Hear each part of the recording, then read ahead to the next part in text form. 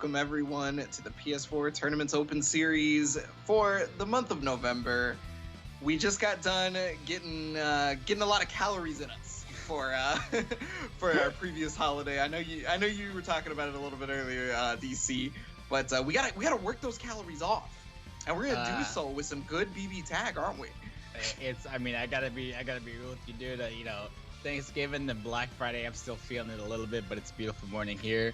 At the end of November, and for the PS4 Tournaments Open Series BB Tag EU monthly finals, I am super excited. Monik, how about you, my dude? Hey, I'm always excited every time I get to see EU. These people are the pinnacle of consistency. Pinnacle of consistency. And the reason I say that is because check out these previous champions in the EU bracket. We have seen 2 repeats for King Rasta, 1 for Cax in August, but Cax actually ended up having a 3-peat before we started streaming the monthly finals. So our monthly champions so far have been Cax and King Rasta. Again, the pinnacle of consistency throughout this whole thing. Yeah, it's pretty crazy, looking at EU. We've been doing this for a few months now, and even the months where we haven't been doing it, it's been essentially 2 people. Cax almost getting the 4-peat in September, but of course King Rasta able to put a stop to that. King Rasta again, now King Rasta looking for a 3-peat of his own here in November, and let's take a look at the bracket and see if that is even possible. Wow, EU November monthly finalists, what a surprise. A lot of familiar faces and names, I should say, aside from one, Abonik. Who is this dark horse here? Yeah, so it's going to be Mr. Rowanism. A lot of people in EU might recognize the name Row 1 instead. This is the one person who has been entering a lot of these weekly events, but not exactly made it onto the broadcast just yet, right? However, this is the time. Double elimination bracket. First round versus Zavid. Maybe a hard drop, but however, in the EU brackets that are not the open series, Row 1 actually seems to perform fairly well, right? I think they have a win over, at least one win over most of the people that are in this top 8 right now. So, I mean, hey, if anybody can put the monkey wrench into this bracket and change things up against, might be them. I was thinking the person to put the monkey wrench in the bracket might be Retro Monkey Sage, but I don't know, dude. Maybe I had too much turkey over the last few days, of course. Let's look at what these guys are playing for once again this month. Abonik, how much money is first place going home with? Yeah, first place is going to be getting $400 full from the comfort of their own home. In whatever currency that may be for the region. And then going on down it's $100 less for second, and we just keep going $100, right? So 300, 200, 100, all from the comfort of their own home.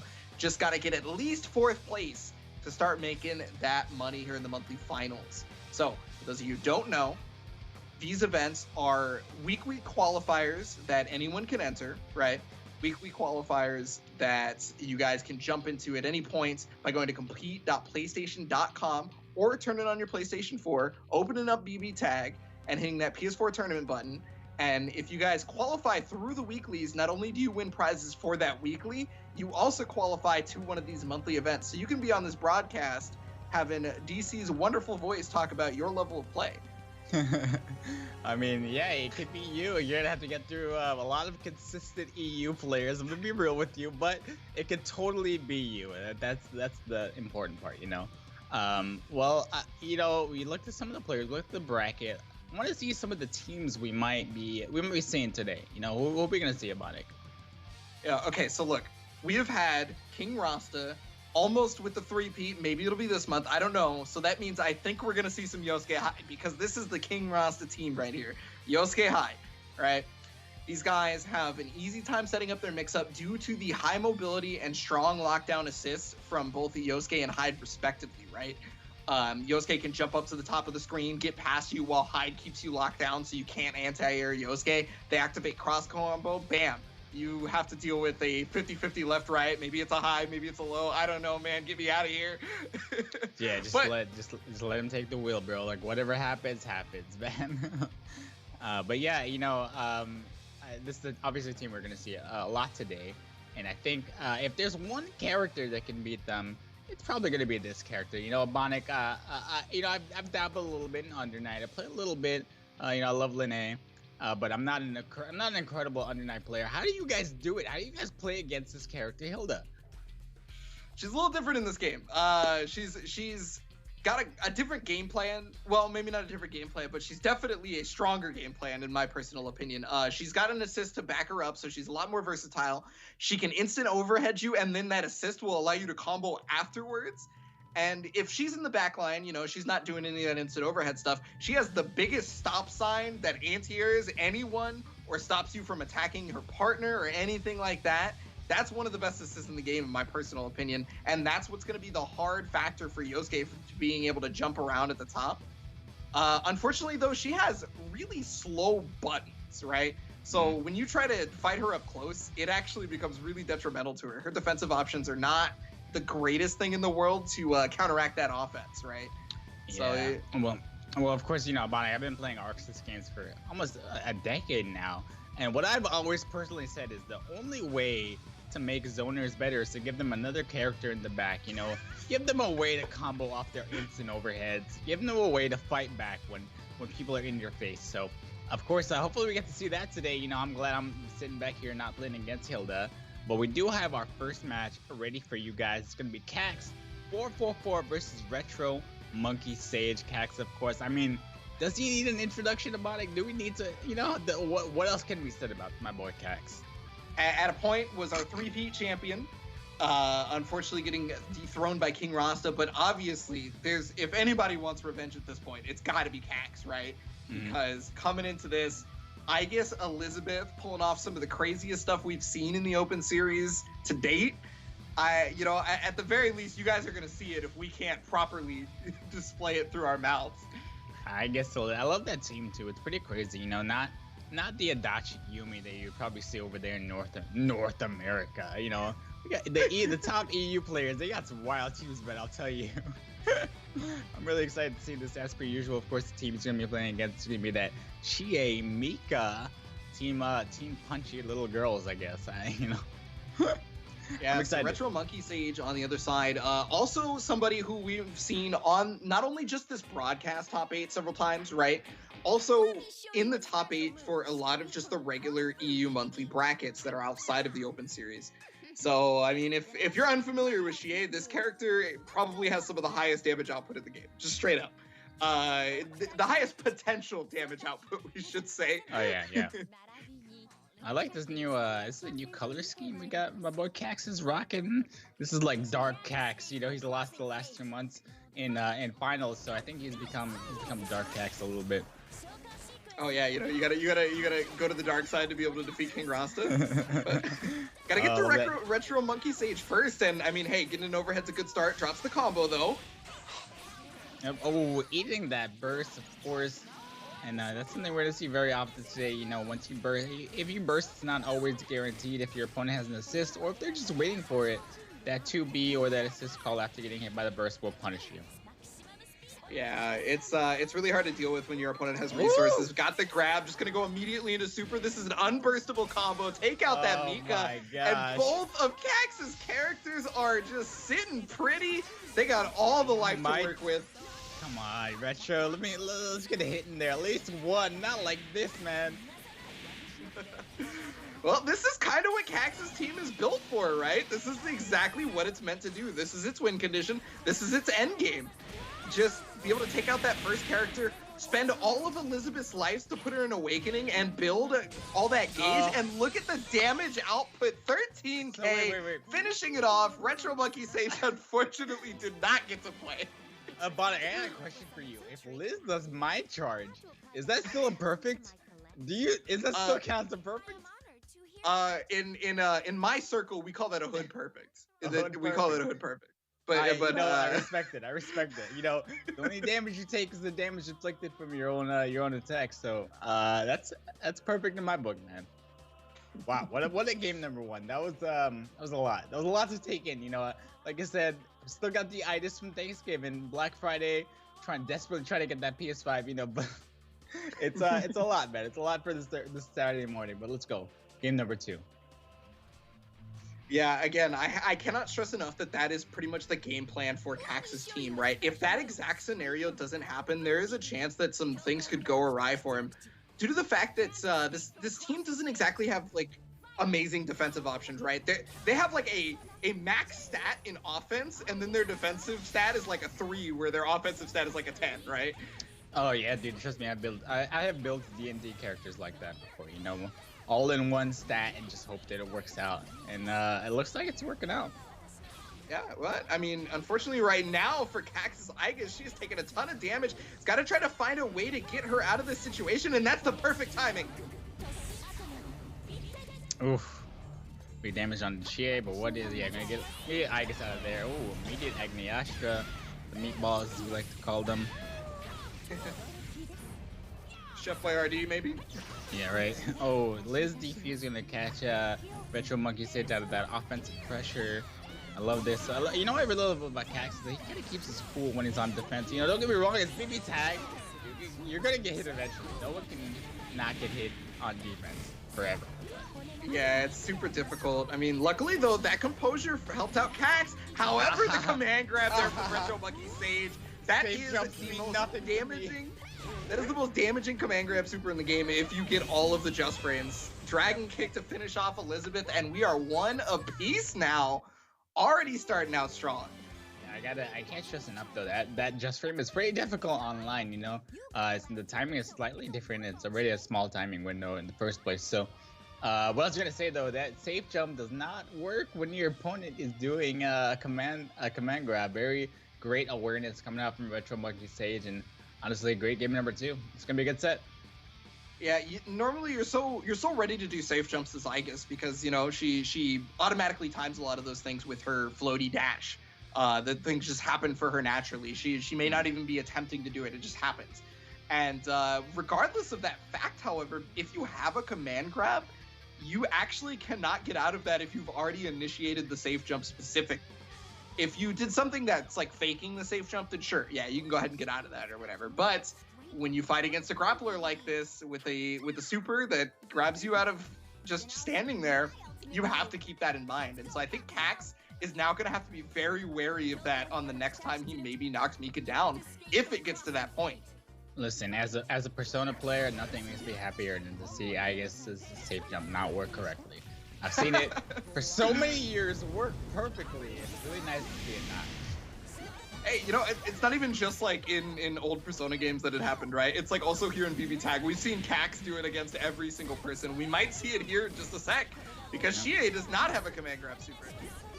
Oh, that I'm kind of waiting for a DP perhaps, even though he doesn't even need to with the safe jump. But once again, catching that burst doesn't get the punish he was looking for, but not getting bursted is best case scenario. Oh. This is probably the best case scenario for Retro Monkey Sage because he can now set up that, but oh, recognized it, got the reversal action to get out. He knew what the situation was, and now Chie has to leave. Yeah, otherwise she was gonna die. Yeah, just has to raw tag Chie out of there at the very least, keeping her alive. Mika getting tagged, but no combo follow from Cax. So cool, kind of slow mixed up attack. That was it. Is that JB that hits backwards in the air? Might be JA then. Yeah, I think it's JB. JB, yeah. That's the one you can for a little bit. Yeah, played Mika for a little bit, man. It's been too long. She's one of my. I love this character. She's fun to play, fun to watch. What is this combo? Volleyball? It's a burst save. Burst save combo specifically. I love that little high Q combo, bro. Just keep him in the air. That was dirty. I didn't even see that he initiated that move. Oh my goodness. I mean, that is kind of what the definition of Cax, you know? I didn't even see it. That's what all his opponents say after they lose. Fair enough right there. So gonna use that mind charge to be able to get all that bar, and now while Elizabeth is on life support, pretty much anything is gonna work out. Gonna get that command grab, just one super will take it. 2-1 now. It's going back and forth here. That's the worst feeling in the world, bro. You know, you get put in the coffin and you're like, wow, the game's already over. Why I should just stay in here, but he knocks you right out of it. Come on, Thanatos. Yeah, I mean, that's Thanatos' job, you know. He's the persona of death, right? You know, he's got to put you in the coffin. Yeah. He just so happens that's like, I guess it's not enough for him. Not enough. I think you're right. He wants more of your soul. Listen, 2-1. Looking here, like you said, it's back and forth. Great set so far. Retro Monkey Stage. I think the really cool part is, of course, like last month, this is a double LM bracket. So even losing here, you got another chance to continue to move on. Yeah, double LM bracket always helps because you do have another chance. Obviously, you don't want to have to use that chance if you can ever help it, but hey, it is there to save you. I do wonder why there is no Mika start for Retro Monkey Stage. It might be a comfortability thing. Sorry, go ahead. Well, no. I mean, I think you might be right. It could be comfortability because, these two, they don't just play in the Open Series, right? We've seen them play in the Open Series time and time again. You guys can go back and check those. But they also play in other brackets, and maybe this has just worked out better for Retro Monkey Sage, or maybe they're trying something new. Oh, DP getting baited. It's going to be big damage. All unburstable damage as well. Not how you want to start off this, what could possibly be your last game of the winner's side. Yeah, it's going to try and get as much damage as he can in here thanks to the Mind Charge. Got the hit, yes! That's just gross. Wow. Oh, no. Yeah, what just happened? Did he not? Oh, but he must have seen, hey, my DHC is not going to do enough damage, so let me try to reset this. I think maybe the character was still on screen, actually, and so you couldn't DHC. Okay. Yeah, I'd have to recheck it, but yeah, I think that might have been what happened. Hey, man, you got the character down. That's what's really important here. Retro Monkey on one character. Last chance here is going to pop that Resonance Blaze, but rest in peace, all that timer going down during this combo. Yeah, it's such a super difficult situation to deal with. He drops the combo, so that's lucky for Retro Monkey Sage, but he's only got one level of Resonance, so he's not building any of that life back. He's going to get a hit here, however. I love that Mika running straight forward through the I guess 2B. In Persona that wouldn't have worked, but in this game, I guess 2B adjusted slightly. It doesn't even matter. Unfortunately, it's not going to matter. Cax is going to be taking it 3-1 there, showing why he was our original 3P champion. Unfortunately for Retro Monkey Sage, not going to be able to take down Cax. I mean, hey, it's one of the people we're always looking at to be able to go far in these tournaments, right? It's Cax. Yep. So it's not exactly an easy win to be able to take him down. So I'm gonna be real with you, bro. If I saw him in my round one, I was playing against Cax, I'd be like, all right, well, listen, I'm ready for the losers bracket. It's all good. I respect that. And yeah, this was it, man. Getting hit right out of his Resonance Blaze, immediate left-right. Gets popped out of the combo. This is the last chance of life, but man, let's be real. Just tell me, I love he's fighting though. He's trying, but solo Mika, it's a lot of ground to cover. Yeah, it's one of those never give up things. That's kind of like that's like the mark of a champion, right? You have to be able to try and make something out of nothing.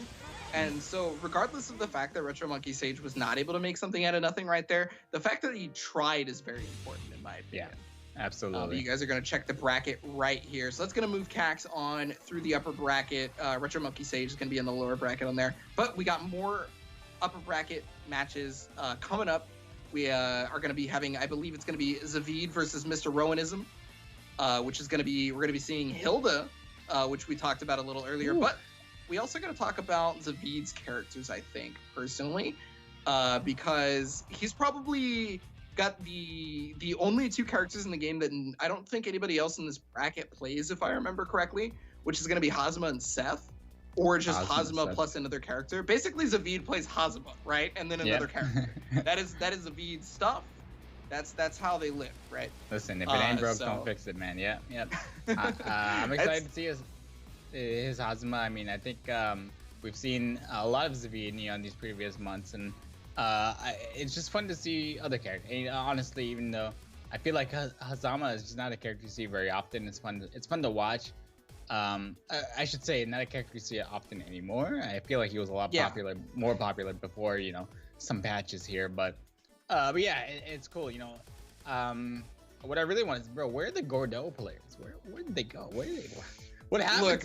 Look, I'm gonna be completely real with you. They gutted that character like a fish, like just straight crazy, up. Right? Like I'm not gonna sugarcoat it.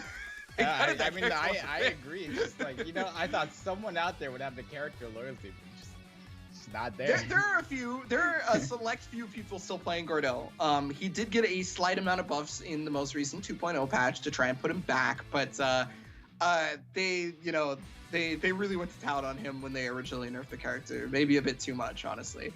Yeah. So that's one of the reasons you're not seeing him so much. That on top of all these crazy cool new characters we got in 2.0, everybody wants to play all the new hotness, that kind of stuff. I think when you play Arceus games, you got to be ready for your character to be the worst character in the game at some point. No one escapes unless you're Valk Mitsuru. Mitsuru's, yeah. Has Valk ever been the worst, like actual terrible? Valk has never been bad. Yeah, Lychee has never been bad. Lychee is a good one. Yeah. So yeah, there's a couple characters where you're safe, but you always gotta be ready. You never know what's gonna happen. But yeah, our next match is DeVito versus Mr. Rowanism. We're talking about this dark horse, was it Row 1? Row 1, yeah. Sorry, what was his team again? It's gonna be Shie Hilda. I haven't personally seen any other characters from them, but I've only watched so many of the EU tournaments outside of the Open Series, right? So maybe I just missed it. Maybe they have another character in the pocket or a team composition. But Shie Hilda is what I'm prepared for, and it really speaks to the Shie team building synergy flowchart, I guess you could say, right? It's the theory.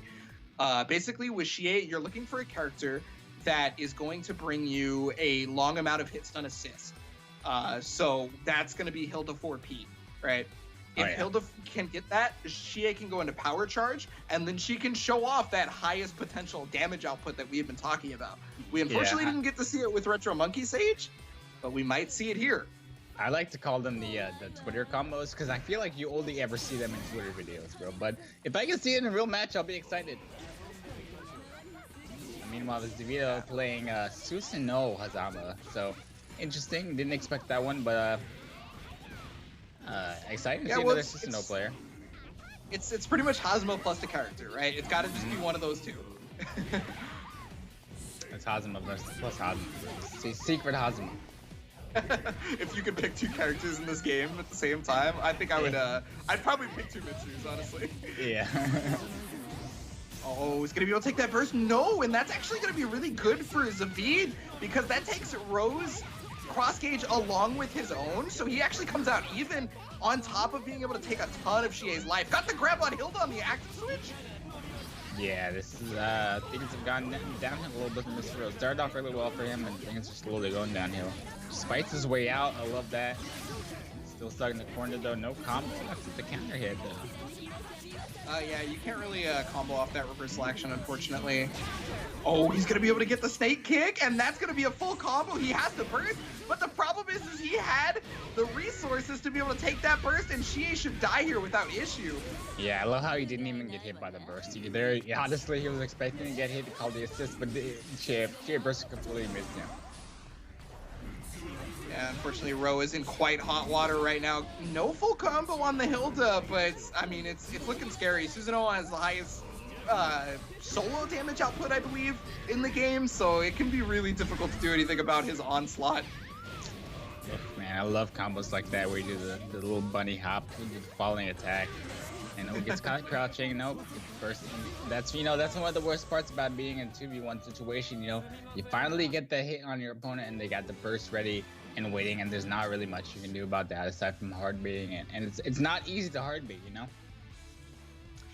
Yeah, I mean, a lot of the time people tell you that like hard baiting's a little scary, especially in this game, because you have like so many other options that can take away somebody's burst without having to take that risk, right? If you have an assist gauge, you can do whatever you want, and if they burst, you can just take it with your assist.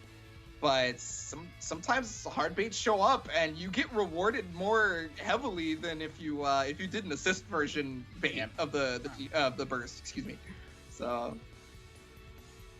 All right, let's see game number 2. I believe, man, I want to see some row 1. I want to see him move forward and maybe cause some upsets in this bracket. Well, Zavid is another one of those players that has not only made it to the Open Series a number of times, but it has also made it to those top 8s within EU brackets outside of the Open Series. So for them to be doing well is not exactly a huge surprise to me. Here we go, safe jump. Honestly, watching this gameplay, not surprised either. Oh, just catching shit out of the air. Oh, he gets baited or gets missed and punished. Oh, potentially big damage on Hazma, but drops the combo maybe because a little bit too far away. Yeah, got a little antsy trying to move forward, and that's when Hilda gets you, is when you try to move on the screen when she is full screen away from you. Because she can put up those stop signs. She can put up projectiles just like that. You know, she has so many of those options to stop you from full screen. And normally that's where Hazma's the best, and it's actually forced him to retreat. Susanoo comes in, already taking the damage. Yeah, I love how she also kind of has a better version of Chie's, meatball super. It's just better. Hitting directly underneath here like we saw just now. It doesn't go as far as the meteors though for Chie, so I wonder if that's like maybe the trade-off, right? It just goes closer, and then Chie's goes further. Trying to steal the corner right there with the dragon. It's got the instant overhead. That's gonna punish the third overhead finally catching him, and gross, dude. Hilda player spin. I don't know how you guys do it. I'm telling you. Hey, you said it earlier, DC. It's nobody's going to be able to block forever, right? Eventually, you're going to get opened up on defense, so you may as well just keep going with it, I guess, right? First comes out, not going to be able to stop it because Chie was already out. Big damage right here, and he didn't burst before the super, so that means Hilda's gone. Wow, what was he? Maybe not expecting the combo to kill him, but no burst on that hit, and now it's a dead Hilda. Chie living. She got some HP going on there, but it's still 2v1. At least Resonance is out. Agniastra getting push blocked as expected. Yeah, I mean, Chie has a huge life lead, especially now that Hazma's gone down, right? So it was definitely in Ro's favor at that point regardless. So many meteors coming out. Used it to beat the air-to-air! Oh my gosh, dash up Agniastra to beat an air-to-air battle. That was so smart. Oh my gosh, dude. That was a 900 IQ play, honestly. That was legitimately. crazy. That was super good. Because, I mean, so one of the things that you see from Susanoo in this game is normally his air options aren't the greatest thing ever, right? It's not that they're bad, it's just normally you don't see this character beating a lot of other characters air to air. However, Zavid throughout the first match was beating Ro air to air almost every single time, right? Was getting that jump B, the big old kick that knocks him down. And so I think Ro used that as data. Like, okay, you've been hitting this button in the air almost every time that you've gone to it. I know that you are very air button happy, so I know exactly what to do if you're near me. Yep. Very smart. Well, let's see if he can keep it up though. I got a lot more matches to, make call-outs like that. I can only imagine, dude, what it's like playing Susanoo versus Hilda. He's such a big hitbox character. I've played the matchup a couple of times. It gets really annoying if you're full screen because he has a run startup and he's so large at the same time, just like you said. It can be really annoying. But if you're up close, Hilda can't stop him. Oh, Chie's just getting caught somehow. I thought Hilda was still out. I'm like, how did Chie get hit? What's the switch, man? I wasn't looking, but... Oh, just caught low, trying to jump out, very likely. Yeah, unfortunately that low is not like in BBCF, where he can just combo afterwards. He actually had to go for the mix-up. So, but got the hit here. Oh, first come out, and just a little bit too early on that assist right there. It's gonna be great for Ro, because he saves Hilda here. And now he's got the switch. It was the low. So smart, dude. I love it, dude. I love the Chie dive kick into active switch after Hilda. Ooh! Susan caught once again. I'm telling you, dude. Oh, combo drop. So that was the combo you were talking about, the power charge. We almost saw it. Yeah, we almost saw that 20k damage from doing whatever you want. Oh, but she is going to go down here, and what was actually a really bad position for Zavid ends up being pretty okay now. It's not exactly, in his favor or anything, but at least he's alive. Got the hit. Oh, conversion. Oh, no. Okay. It looked like he completely whiffed in front of Hilda's face, got caught. And got Hilda's version of meatballs. That's a lot of meter. Hey, dude, I mean, the chip damage, I guess. Oh, get over here. Oh, dropped it though. Hilda's stuck in the corner. We're back in there. You think Hazama's ever jumping out? It's always a lot. Oh, and was able to reversal action through the attack. Oh my god, dude. No way, dude. Fighting for his life. Cornered Beast strikes back. Oh my goodness. It honestly looked like that was the tip of the reversal action hitbox. That was like the farthest possible he could hit with that, and it worked out for him. So, wow, what a set so far. This is crazy.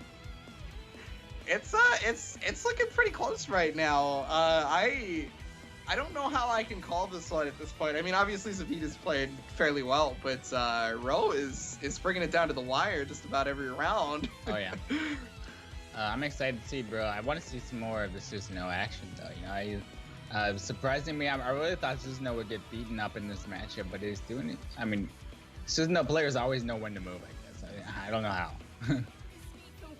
Hey, when you play a character that has that kind of weakness, your only option is to figure out how to circumvent that weakness, right? Yeah. So you know what his issues are, and you have to figure out how to make it so that those are a non-factor. And I mean, Zavita's doing that to the best of his ability, and it's been working so far, but big burst punish combo coming in right now. Already 7k solo, no meter.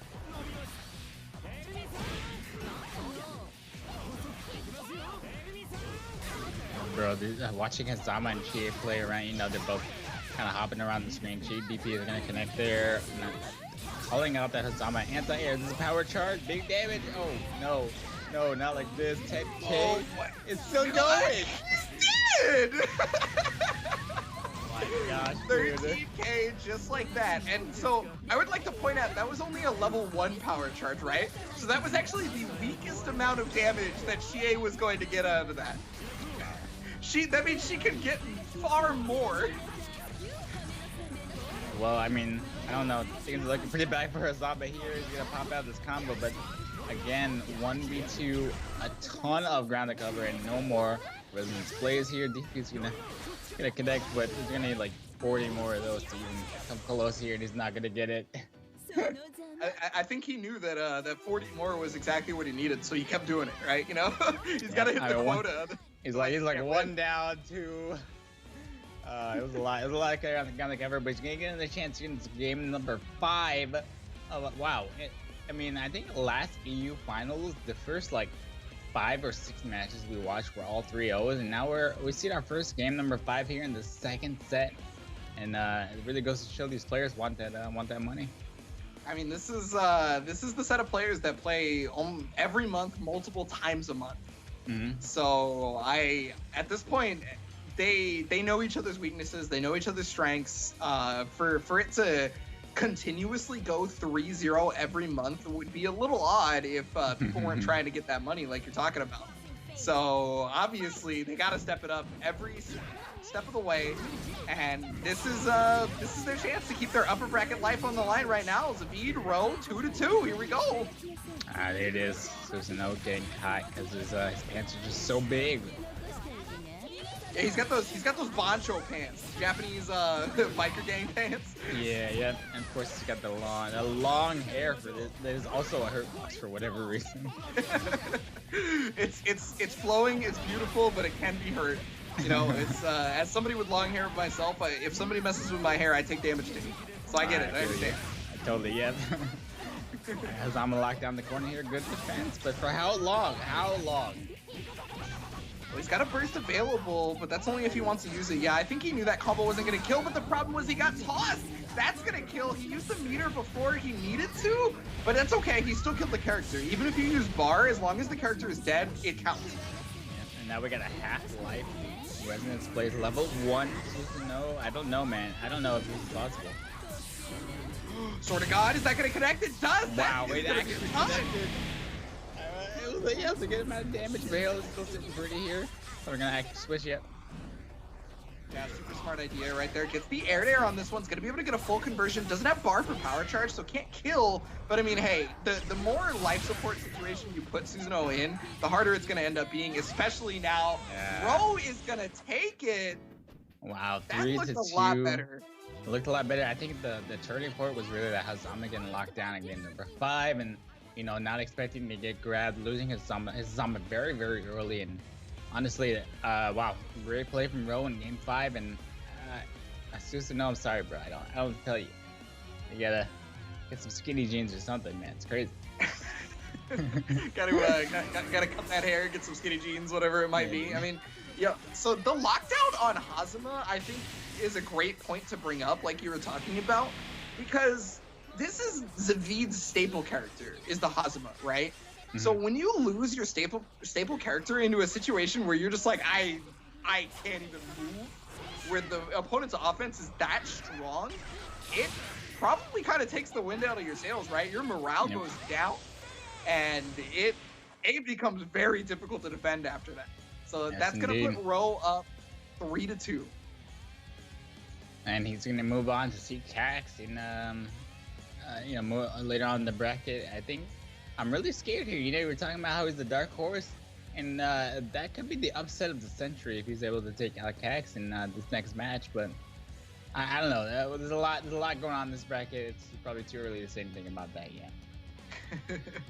Well, our next match is, I think, going to determine if King Rasta will be in loser's bracket or not, depending on if they fight Lil Air, because Jaju Kikuja J has put King Rasta in loser's bracket previously. This has happened, I think it was last month, was the person, Jaju Kikuja J was the person who put them into losers before they, made the whole run come back through the bracket. So if Z-Zub is not able to take out Jaju Kikuja J, and we also get to see King Rasta move on, which would be not exactly too surprising for us, that could be a turning point in our whole bracket here. Maybe not. Maybe, King Rasta busts out the 6-0 again or something like that. I don't know.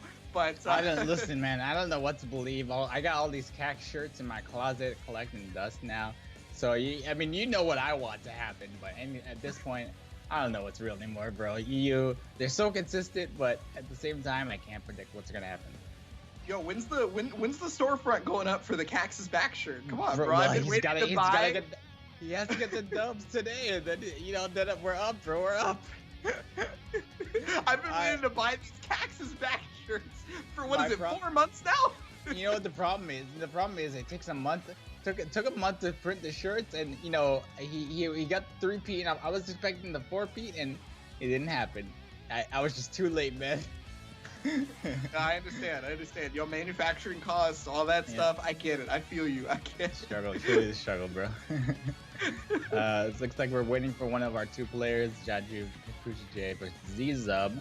I don't know. What do you? Sorry. Can you? What are the teams again for these teams? Yeah, so Jaju Kikuja J is going to be playing Yuzuria Hilda. I don't think that I've ever seen them play another team. Z-Zub, however, has played Ragna plus a character, very similar to how we saw Zavid earlier, right? Z-Zub plays Ragna. Z-Zub is a Ragna player.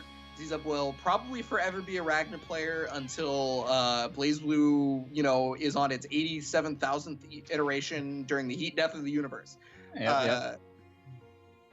The other character, however, I cannot say, because it could be Batista, it could be...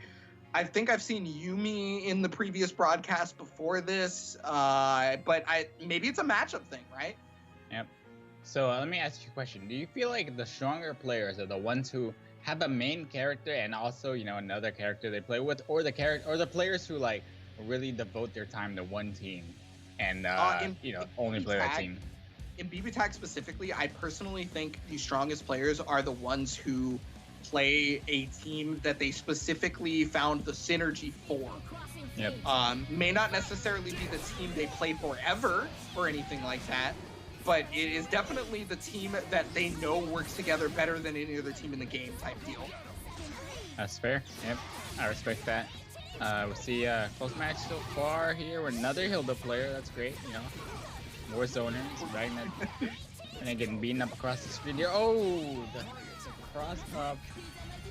And that was just like a raw user cross up. There was nothing special about that one, Yeah, it's pretty rare that you see that work in this day and age. But sometimes the simple mix-up is the best thing. Oh, and then sometimes you get hit with the. Bro, he's having too much fun out there. Stop this man. Stop this man. You gotta remember, this is how the team works, right? Yuzu sets up the cross-ups, Hilda combos off of it, and then you get the active switch. But if Yuzu dies, Hilda's by herself, and that could end up being a bit too detrimental, which may end up happening right here. Super number one. We're gonna see the DHC. That should do it. Take his phone. Oh, geez, not the phone. Solo Hilda coming in here. I mean, got a little resonance plays on here, but is she gonna get to use it?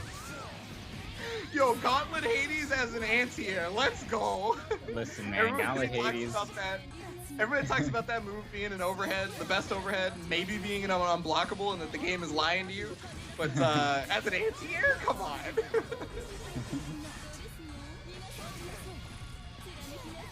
And yeah, I mean, this is alright. Yeah, able to take out that Yumi, but still has a lot of Ragnar HP to fight through. Immediate resonance plays, and now we get the resonance battle. Oh, getting caught. Oh man, that could be a big punish because of the positioning that he gets, right? You wasted all of that resonance time. Now you get the 50-50. This is gonna be able to go into super. Oh no, drops it, but he gets hit right there. And coming all the way back. Oh my gosh, dude, these Hilda players. What do you think? Honestly, where would you rather be? In EU with all the Hildas or in NA with all the Adachi Yumi? Where would you rather live? I don't like either of those options, you see. I really I'm going to Canada, dude. Like, dude, I can't believe this. These Hilda players just disrespecting, counter hit, instant overhead, complete the combo and run it all back. The worst part is losing all of your resonance plays timer to one Hilda combo. That's the worst, dude. Ugh. Yeah, it's crazy. She hardly does any damage, right? That's like a big weakness of hers in this game, is that she hardly does any damage. But her combos take a minute and a half, and because of that, she either takes all your resonance, or she gets her assist gauge back, or she gets a bunch of meter for it, or this or that, right? Like, yeah. That's the trade-off. Well, you know, honestly, Ziza was looking really, really good in the first meet until like a couple small mistakes getting counter hit out of Hilda's to instant overhead. Let's see if he can run it back this time. He was sitting pretty for a while in game number 1. I feel like this could be another close set. You might see it here as Yuzuriya already lost over half of her life. Gonna be able to weather the zoning storm possibly. No, gets the happy birthday. That's 2 characters. Oh no. Not a ton of damage though, 5k on both. Could be a lot worse, let's be real. Yeah, but got another chance at it. Drops the combo. That's, as a Yuzuriya player, I understand that drop. I've done that a number of times. Was maybe looking for the burst right there, so didn't spend the assist gauge. Good back dash at that Hilda. Sorry, the Yumi pressure. Oh, we're just getting caught. What happened? Dude, I blinked. Oh man. Oh, I knew I shouldn't have blinked. Damage. Yeah, forced. Full screen, instant overhead. Hey, you know, how many games can you say that you're fighting a zoner and that zoner then full screen instant overheads? I'm so mad, dude. I got like pry my eyes open. I honestly blinked and what was it? Ragnar was just gone and hold up, Blaze. We're gonna put a stop to this. We gotta stop them somehow. I mean, Joshua Kikuchi J is definitely one of the stronger EU players and definitely one of the stronger players we've seen in the Open Series so far, right? Pretty much almost every time making it at top 3. I think there's maybe been a few times where it hasn't been top 3, but I don't know. It's this team specifically on top of that it controls the screen better than pretty much any other team in the game, maybe because of how big the hitboxes are and how many projectiles one can throw out, how Yuzu can teleport behind you, set up the sandwich, all that stuff. And I think Ziza might be going to the heart to be able to navigate that. Yeah, wait. I thought he was a Ragnar player. What happened? Hey, you know, sometimes you run into just a team that you aren't trying to fight no more. I respect that, bro. You need someone who can move around against this build. Not only can Heart move around, she has some of the best mix-up opportunities in the game, right? Her mix-up is nigh unseeable sometimes. Oh, well, I mean, first we're gonna have to get that offense started yet. Well, again, low, but no combo. You've seen Jaju Kikuchi J's Yuzu take about half its life almost every game, and then it's not mattered after that, right? Hilda comes in and cleans house. once again, I mean, I feel like it's standard for Jaju, even though some of these matches have started off with, him getting kind of get pushed in a little bit. He's always able to run it back. I think Hilda really is the key to him running this back. And once again, a happy birthday. Gonna drop, Heart's gonna drop out, but it doesn't matter. We're gonna get good damage here. Misses the instant overhead. Okay, yeah, laser beam assist. That's another point towards probably why you want to put Heart on this team, right? Is the laser beam assist is super strong. Oh, but if you get hit by that, yeah, your character's going to be on life support. Not a lot of life for either character, and I mean, it's not like Yumi can get a ton of it back. There's the teleport. Oh, no. That was just raw teleport, man. It's not real. I respected that. It's hard. You gotta be ready, but I mean, I think a player like me, I'm always ready to DP, you know? My fingers are always on the DP button. Yeah, I mean, that comes with fighting Useria a lot, right? It gets a little bit more difficult online. Realistically, you have to be able to be ready for it online, so that's a couple extra frames of delay, and maybe it's not going to end up working out. One of the big tips, though, that I do like to give people versus Useria when somebody does a lot of teleport slashing, is if Useria is going to teleport behind you, the camera will move before she teleports. If she does not teleport behind you, the camera will not move, right? So you kind of want to look out to see if the camera gains extra space or anything like that, and if it does, there's a good chance you want to, actually check that. Yeah, I mean, in all fairness, though, of course, when there's assists, they could possibly be coming out, and you're just like, you're in a scramble situation. It's totally possible. It's I don't blame anybody for getting hit, but it's always good to know that it's not real. Like, you're not in block stun. Yeah, normally when Userias are doing the teleport slash, it's not for the mix-up initially.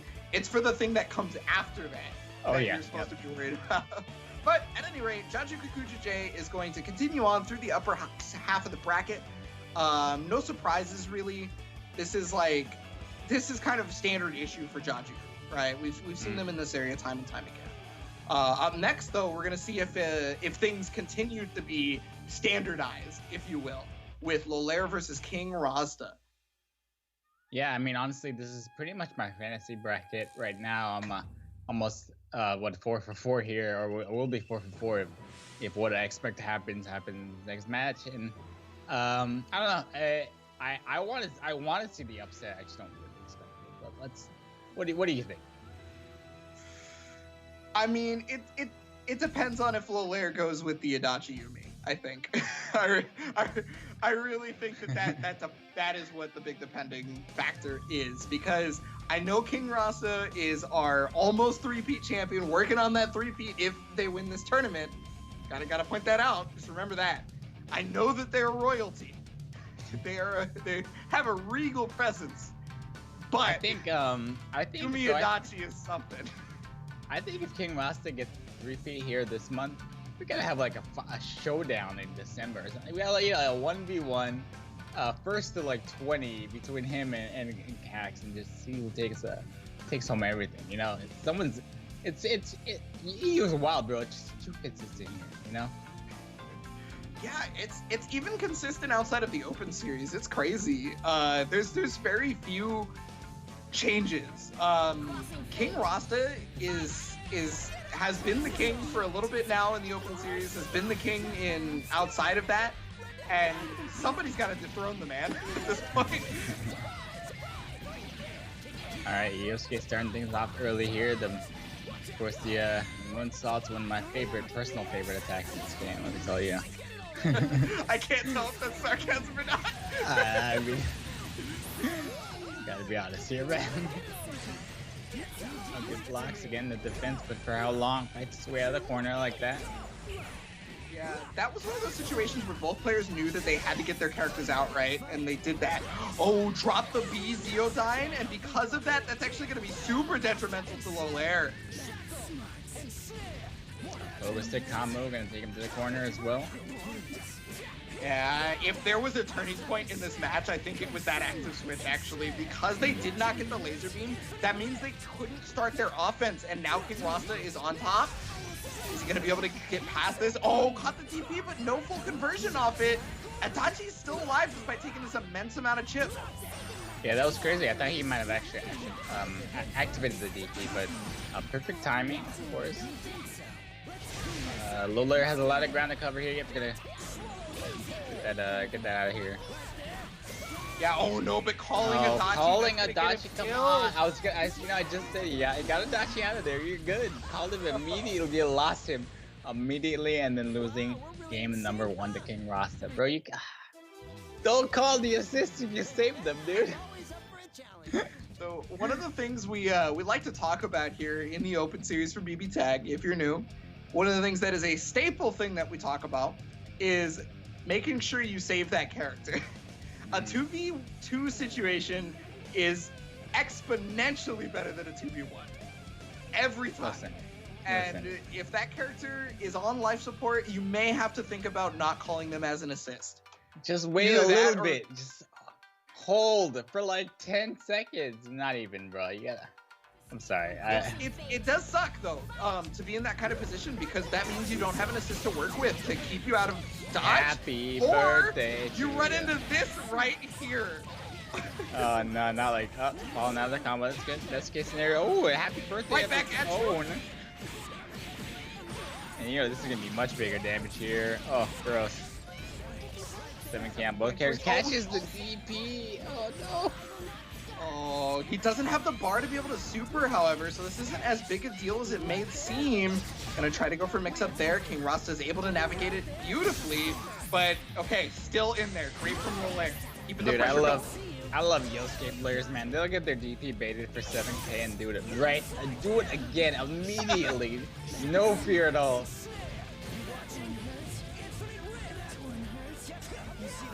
Right here, he's gonna try to get out of this mix-up, but there it is. One of the best anti-airs in BB Tag. Hyde to be able to make quick work of it. Unfortunate drop right there for King Rasta. He was expecting the TP, so he tried to do nothing.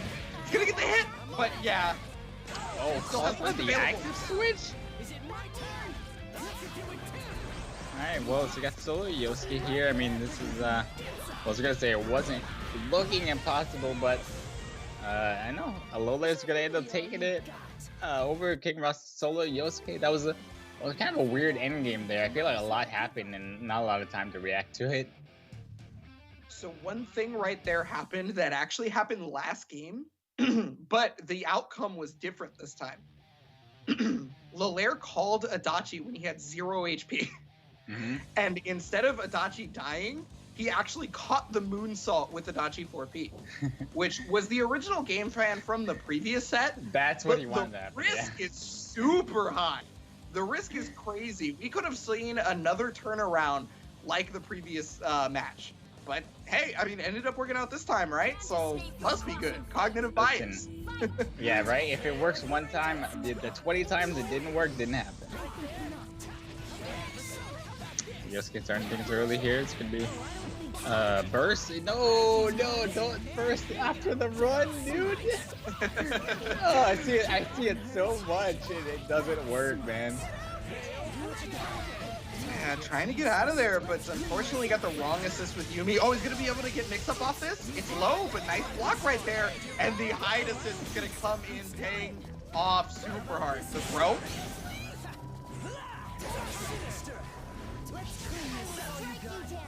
Yeah, I mean, this is really crazy to watch King Rasta fight against what is usually really, really difficult to play against a neutral. You know, he's doing a really good job. Oh, DP getting caught by the end of Zio. Yeah, sometimes you just gotta let Zio rock, right? Like, you just have to let Zio 9 happen because it is stronger than you are. Yeah. Maybe think about getting that hide out of here. No! EX neutral skip! Let's go! That move is fully projectile invulnerable. Oh my Any gosh. projectile that comes at it will beat its end. And I'm so mad, Acid dude. Smasher is a projectile. That super that Lolaire went for, all projectile. That move was not gonna do anything. King Rasta Acid Smasher's alive, it out dude. perfectly. I thought he was gonna get blasted, but it didn't even matter. Acid Smasher, like you said, a projectile and right through it. Bro. What? So obviously that's meant to be fireballs, you know, the neutral skip like you mentioned, but all projectiles, even if they're completely full screen, ridiculous. Oh man, you know, one of the things that King Rostas likes to say is that I get carried by Moonsault and EX neutral skip. And I don't know if that was carried, but that definitely won him the game. Well, you know, speaking of winning the game here, we got an early happy birthday to start things off. 6.5k on both characters, gonna be a lot more in just a few seconds. 8.3, an immediate hit right afterward, and things are not looking good for Lolaire. You're real. Yeah, already half the life gone for both characters, a little bit more, and Adachi is bleeding life, could possibly die here because there is no burst available. Yep, immediately into super before the burst comes back online. And not gonna have the meter DHC yet, but still, man, King Ross is sitting pretty as usual. Trying to stop these moonsaults from Yosuke. Gonna put up the laser beam, very smart. Did he try to V-slash? V-slash like right over the Zeo, I think he tried to do. Ooh, but there's the burst. Yeah, unfortunately Adachi was a little too close to Yumi. That was meant to be like a burst safe setup, but it wouldn't be because of that situation. It's up his low and he blocks it. Somehow beat the high 2B. Oh, gets. You didn't think he'd do it again, did you? Got the hit here. Big damage is probably gonna get bursted. Oh, maybe not. 7k off a single hit. Yeah, absolutely. And the Heat Riser buff. Gotta remember that. Sure, yep. Oof, but that's gonna be a dead character, I do believe. Yeah, as long as he doesn't drop this. So we see the drops happen, but I don't think it's gonna happen here. Yep, and King Rasta will take it 3-1 over Lolaire. And man, a great fight from Lolaire, but I mean, King Rasta wants that 3P, I'll be real. Yeah, I mean, Rasta poised to take his throne once again, possibly, especially going through that upper bracket. Lolaire, unfortunately, going to be falling to the lower bracket, but one thing I have to mention that I feel like is very important as to why King Rasta was able to take down Lolaire there was the way he specifically played against the Yumi Adachi game plan, the normal game plan that they would normally be doing. One of the big things about this team is that their projectiles are two of the best in the game, and they complement each other beautifully, right? The icicles plus the big laser, those things are crazy. And with Yosuke on the table for King Rasta, he was able to either stay above those or just negate them entirely due to the run speed, right? Yep. Another thing for that was also the fact that normally Yumi Adachi is not used to being able to be anti-air. However, one of the best anti-airs in the game is Hyde 2B. So, just came in the clutch. I think there were also a lot of times in neutral where Hyde was just on the opposite end of the screen, and Yumi Adachi would, knowing that he can skip neutral, be projectile admissible. You can't just throw out projectiles for free like that. You gotta be super careful when and where you do it. So, King Rasta can be fighting Jachu Kikuja J. That's a matchup we've seen time and time again. We'll see how that one goes a little bit later on. But we have seen our first losers bracket match happen off stream. So Retro Monkey Sage actually beat Zavid 3-0. And then another match that's going to be happening off stage is going to be Lolaire versus Z-Zub. But those matches, again, are going to be off stream. Just got to throw that. Yeah, I mean, bro, the bracket kind of going as expected right now. I'm really excited to see, of course, these next two matches, because that's going to determine our winners finals. And I think that, if all goes as expected, we might see either the return of a dynasty or the start of another three-peat. I don't know. What do you think about it? I think we're going to need to take a break before we find out whether or not the dark horse, our row one, is going to be able to take down Cax and then maybe change the winners finals. But don't go anywhere, guys. Keep it locked here on Twitch or YouTube, depending on what you're watching, because we will be back very soon with those matches.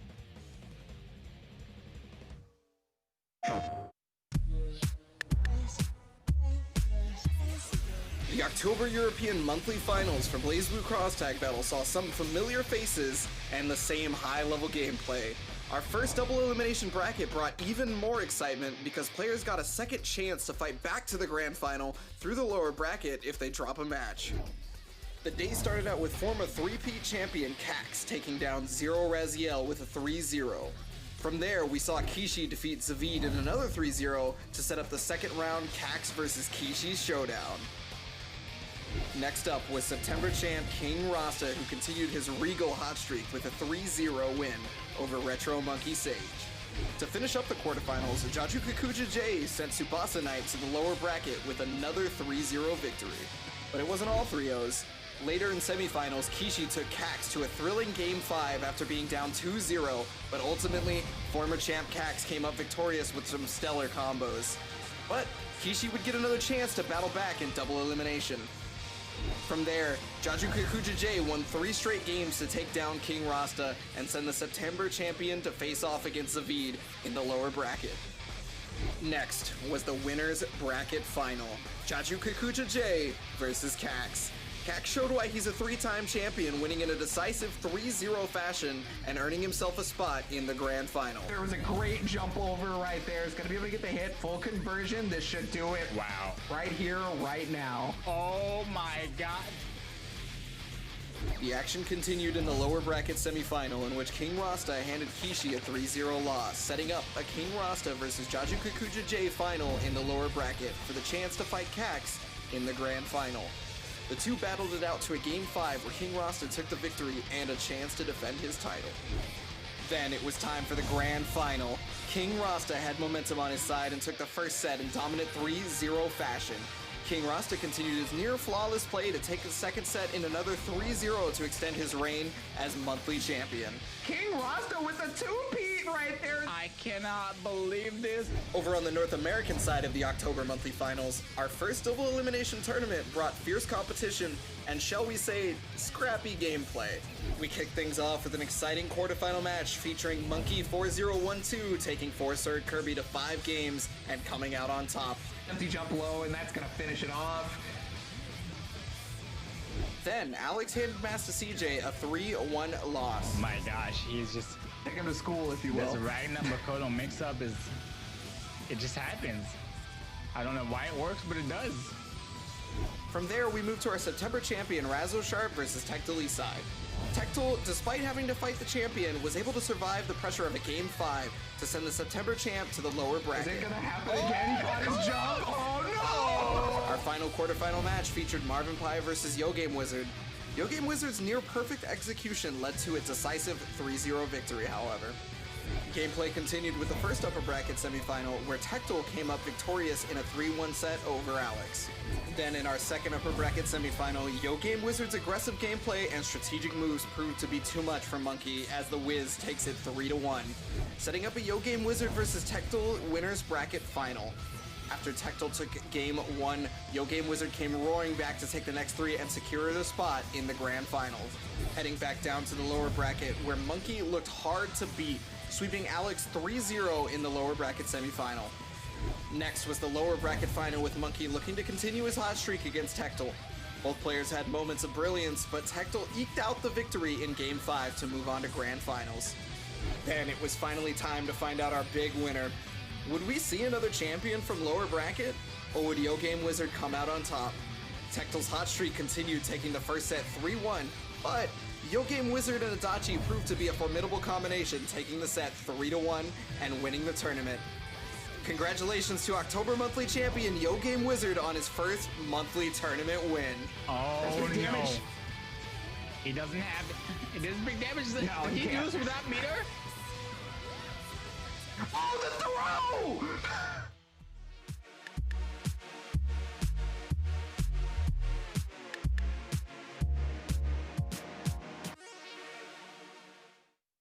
PlayStation.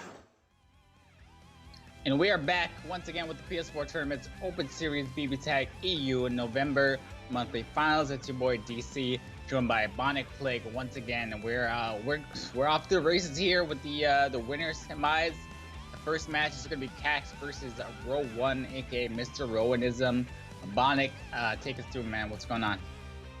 Yeah, so, we all talk about the bracket match being, Cax, moving through. We've seen him a lot. We've seen this team a lot. It's going to be, I guess, Elizabeth. So, these guys can do, pretty good damage as long as the Mind Charge is on deck. But one of the biggest points of contention is the unseeable mix-up. You get that Elizabeth laser on deck, and then Aegis just goes to town, right? Her mobility is super high, gets those projectiles going. So what you gotta have strong defense. You actually just don't have a choice, and then you want to make sure Elizabeth can't play. Yeah, dude. I mean, I love how we love them unseeable, but let's be real, man. He ain't unreactable, unblockable, whatever you want to call it. You're not gonna block it, dude. You're gonna get hit. Let's be real. Of course, Chie. You know, you mentioned this character many times.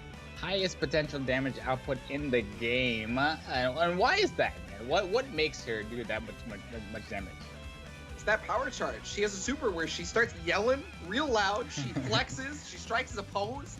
And then for some reason, she just does the most damage in the game. I guess, you know, much like the boy Bruce Lee taught us, you know, if you put your mind to it and you yell real loud, you can make things happen.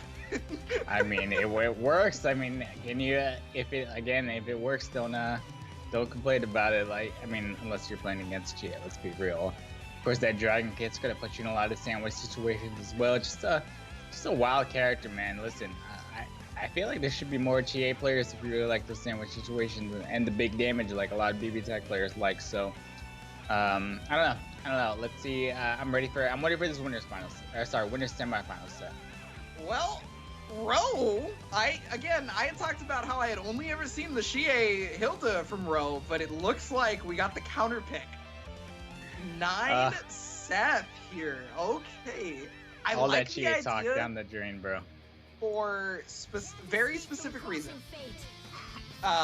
Both the Seth Orb Assist will create a situation where Aegis gets tracked, and then 9 just has some very superior air normals if she's able to make it happen. But the problem is that one thing we mentioned earlier, the overwhelming offense of Cax's team synergy.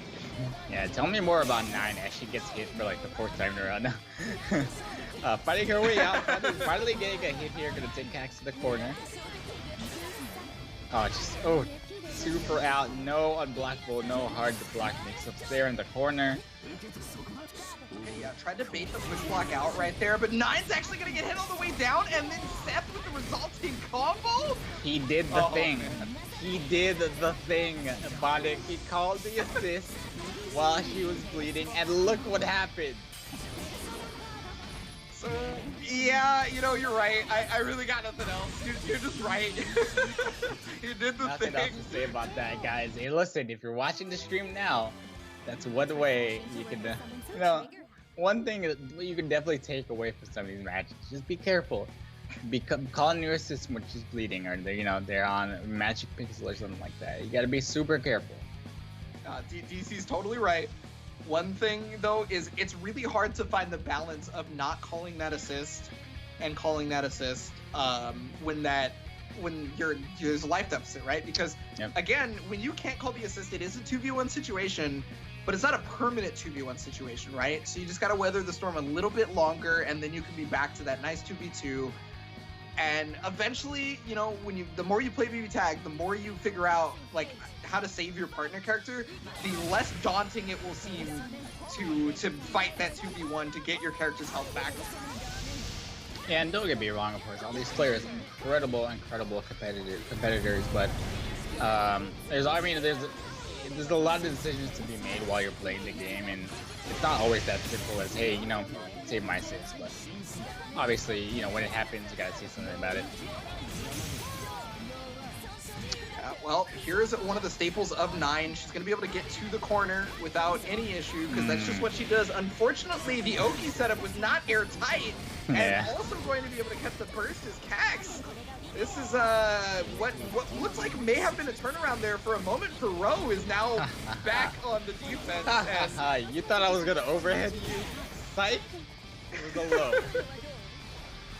Yo, that's just like a special, man. Like, you think you know what's up, and then that happens right here. You thought I was gonna overhead you? Oh my gosh. And just like that, I think this game is over. Put him in the coffin, take him right back out for game number 2. Cax 1 game away from moving on to winners finals. I don't know about this dark horse anymore, Abonic. Looking like a regular old horse to me. Hey, I mean, you got me. It's sometimes it's just not in the cards, man. Sometimes Elizabeth holds all those cards actually, and she just takes you down. Listen. Look, Cax is in our grand finals month after month after month for a reason. Yep. And a dark horse is a dark horse because, I mean, they may have the capabilities, but do they truly? So they're not out yet. You know, yeah, it's not over yet. It's only there's a double elim bracket, and they need to lose one more to even go into that lower bracket. All right, I'm trying to have faith, okay? I listen. I'm doing all I can, but I got shirts to sell. Okay. Come on. Sure. The Cax is back. The Cax is back, no. baby. All right. The Mr. Row One is back. We should say it's a happy birthday to start things off. Big damage on both characters, but it's not over yet, of course. I actually like that choice from Ro to not spend the cross combo on that because he knew it wasn't going to kill, right? And so if he spends the cross combo, he's actually down on resources and the character's still alive. Okay, DP to go through the burst, but the problem is that DP does not punish burst, it only takes the counter. Yep. I like that Mr. Rodism was aware of that too. Fighting back, hey, I got my burst baited, but this isn't real. I'm not gonna get hit. 50-50 right afterwards. Combo activated, the DP's gonna come out and just a bit too far away. Ro is gonna run away with that because that is probably the best possible thing that could have happened for him. Okay, cross-up situation. What's it gonna be? It was cross-up again. The laser's so big when she's in Awakening. Okay, no. I don't know if I've ever seen two capture state attacks happen at the exact same time, so I didn't know how that was gonna look. And it definitely looks as funky as I thought, but... The DP catching so far away. Go to get you in there. No. It's gonna... Alright, so maybe it did, I guess. Indeed.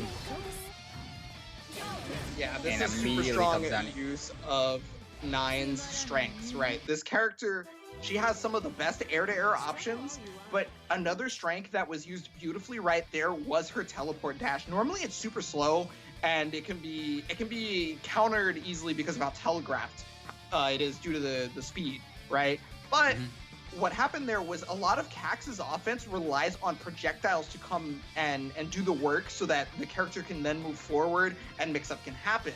Nine's teleport dash is actually frame one projectile invulnerable. So that means For some reason.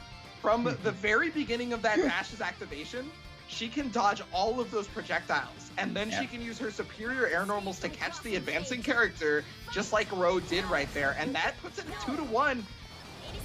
I still have faith. I still have that faith. It was 2-1, but I gotta be real, Mr. Ronis got that super high damage happy birthday in game number 3. And Cax was not able to kind of make up the deficit. So let's see what happens if he doesn't get that happy birthday. And this is kind of what I expected. Ronism down quite a bit here. Caxton on full HP. Overhead immediately. I think this is the dead set, right? Yep. Yeah, he has the lowest health pool in the game, so it only makes sense that he would die from a sneeze. But Nine, on the other hand, also going to die fairly quickly, it looks like. And the shirts, I can see them selling right now, man. The Cactus Max, baby. Perfect in game number 4. Secure a spot in winners finals, guys. The shirts are cheap, man. The storefront is coming. Shirts by DC. I'm telling you, bro. Me and Cax, we're gonna be businessmen. We're about to be rolling in the money on this. Check that first punish, taking over half of his life. 70% maybe, and then the resulting mix-up right there, finishing it off. Money for Cax, easy money for DC's shirt business. Oh yeah. I still have faith in Ro due to the fact that this is a double elimination bracket, and I always put 100% of my money behind whatever thing I say, because if I don't, I sound wishy-washy, and I can't be like that. All right, well, I don't know, man. Again, I'm very glad it's a double elim bracket. I want to see more of these players. It's hard to fight against Cax. Obviously, you already know this man makes grand finals every single month. So it's hard, just that mentality, going into that match. But you gotta lose this bracket now. Let's see who fights back and makes it to the losers semis and the losers finals. Yeah, so the top three that you see, or it's not the top three, the three remaining players in the upper bracket, excuse me, are consistent top three, you could say. Jaju Kikuja J may falter. I think one tournament, Jaju Kikuja J may have gotten fourth, but on normal circumstances, Jaju Kikuja J is in the top three, whatever week, month that may be, right? Yep. So, and also Jaju Kikuja J is one of the people that has defeated King Rasta before. King Rasta has only lost to Jaju Kikuja J and Cax. That's it, right? So this is our trifecta of strength. This is our pyramid of power. This is your elite three, whatever you want to call it, man. Yeah, I guess. Yeah, I mean, this is the match we've been waiting for. What's gonna happen here? Is King Rasta gonna go on to CCAX in Winners Finals, or is Jaju? Is it Jaju's month? Will he start his own dynasty? Do I need to print some backup shirts? You know, there are a lot of questions to answer here. I heard you wrong when you said that, and I immediately thought you had already given the match to King Rasta. That's why I had that reaction. It's because I heard you wrong, though. I heard you wrong. My bad. Not over yet, bro. There's a lot, you know. I'm excited. I'm really excited. It's hard. It's hard, but it's been a really great day of BB tags so far, and as expected of the EU, lots of consistency, lots of fun characters to watch, and you know, it's preparing me for the Adachi Yumi NA bracket. Let's be real. Well, we'll see who is signed up for NA, because that will be happening a little bit later. So, you know, I do want you guys to stay tuned for that later on. But we obviously got EU going right now. We're just getting the players ready and everything like that. It's hard to beat King Rasta right now. He's working on his possible 3-peat. We may have 2 3-peat champions if King Rasta is really feeling the regal power within him. That's crazy. You know, 6 months, 2 3-peat championships. Like, is anybody else allowed? Is anybody else allowed to get a little, you know, some of this amazing prize money? You know, they pay out the top 4. Everybody is allowed to try. Yeah, sure. Everybody is allowed to try. You can go to compete.playstation.com if you want to attempt. But I want that 400. dethrone Kings. I want that 400, man. All right. Well, I mean, we'll see. Well, it's gonna be game number 1. Letting the intros rock to the 2 seasoned players. They know they gotta let the intros kind of play out.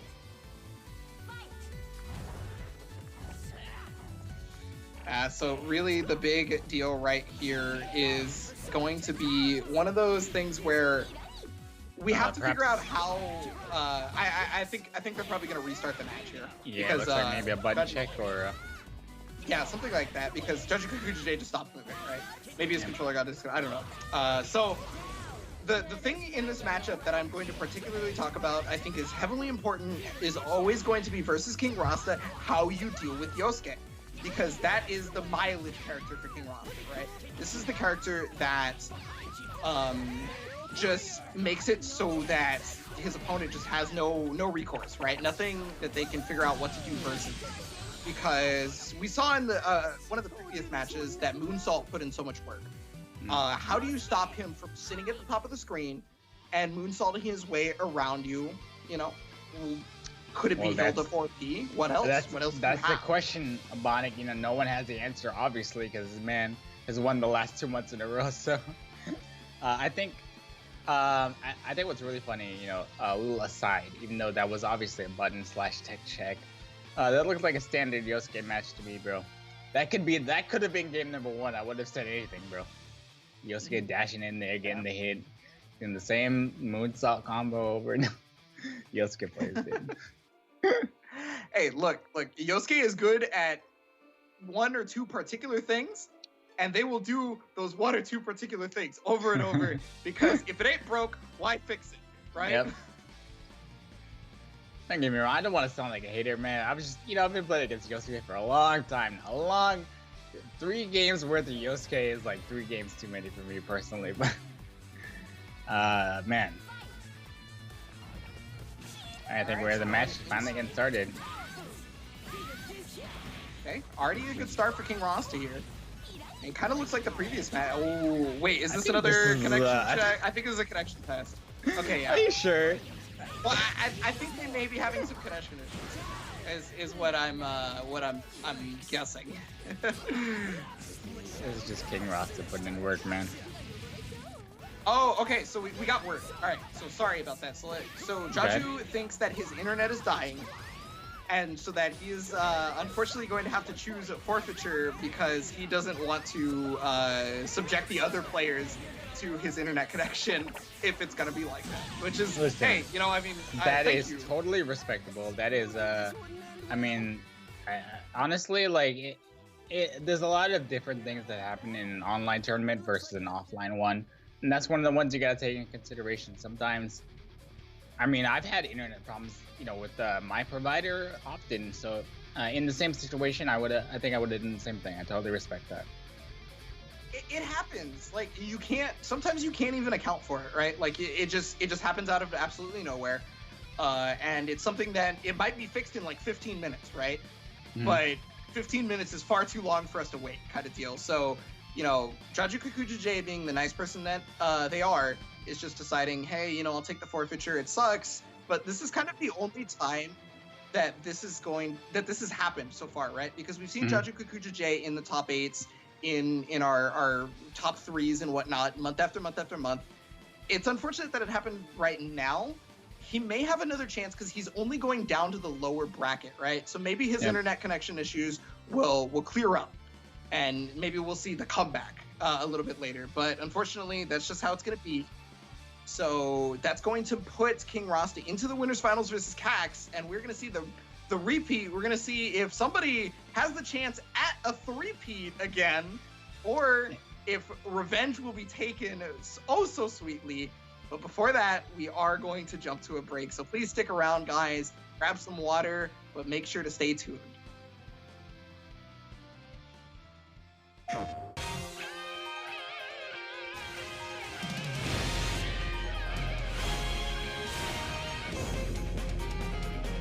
Really struggling with the solo again.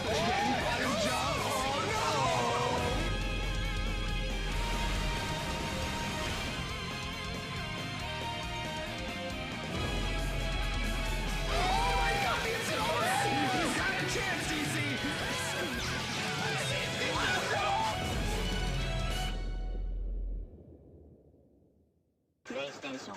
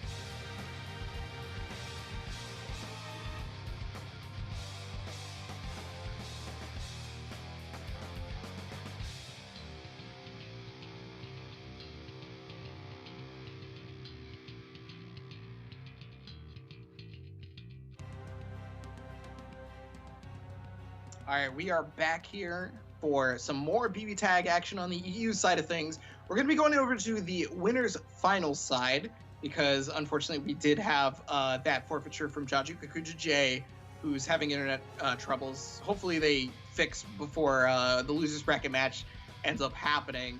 But we get that winners final action. We've seen this stuff 80 different times. It's Cax, it's King Rasta.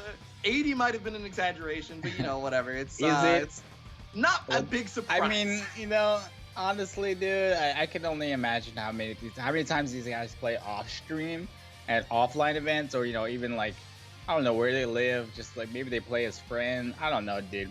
This is a storied history.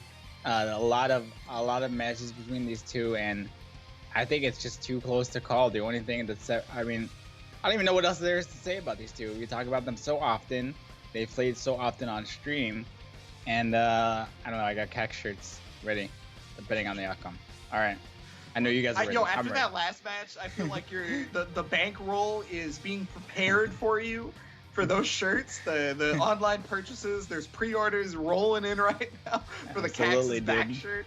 I'm ready. I'm ready this time. That's only for sure if Cax is able to take down King Rasta in this upper bracket final.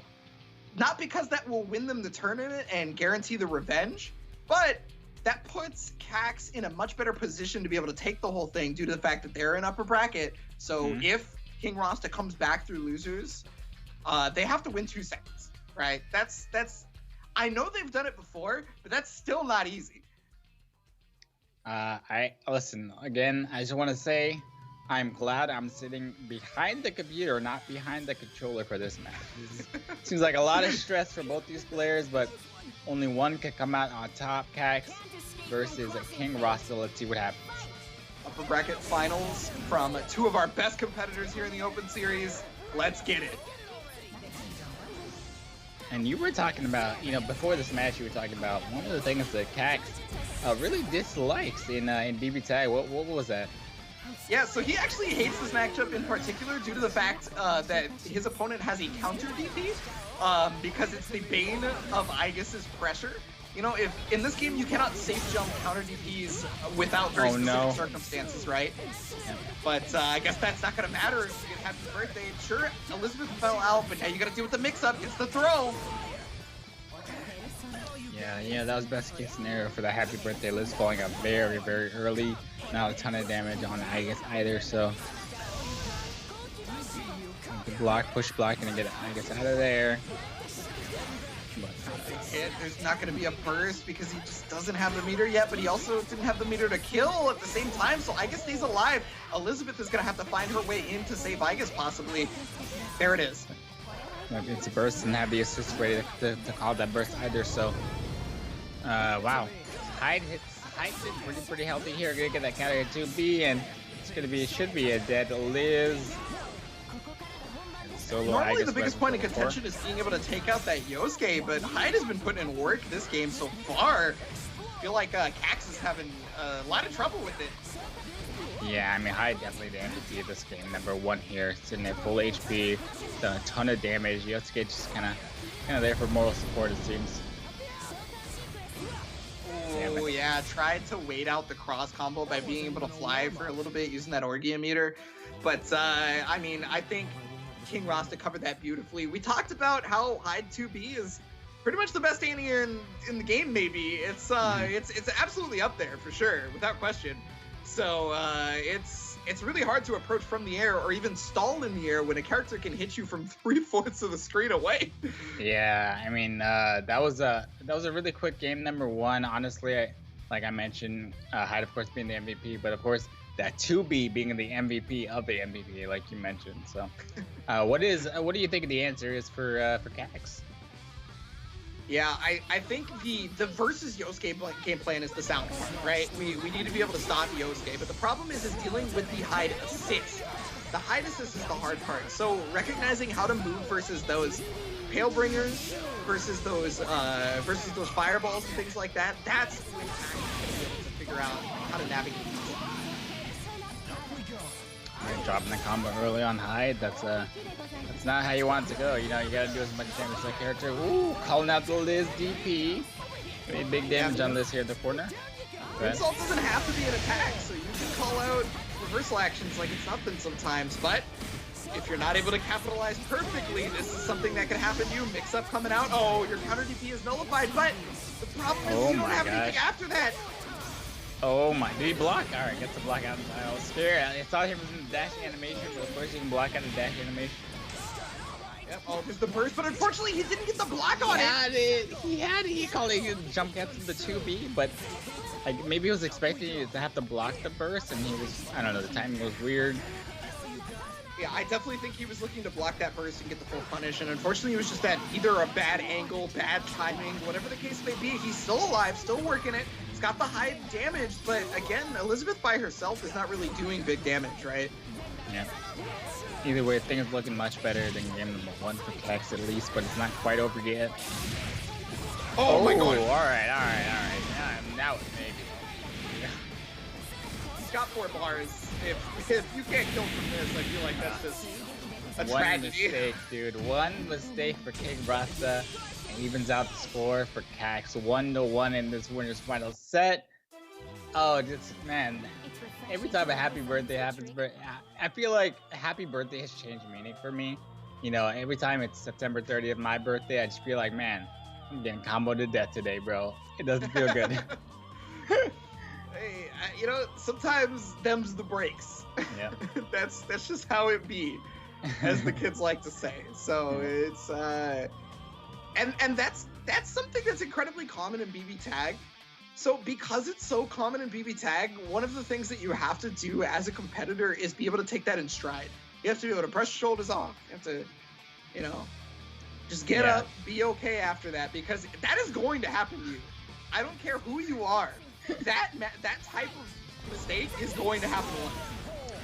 And the most important lesson in BB Tag, you know, if your sister's about to die, don't call them in. Second most important, you're probably gonna lose really bad at some point. So don't stress out about it. What is that rule number 1 in the big rule book? I think. Yeah.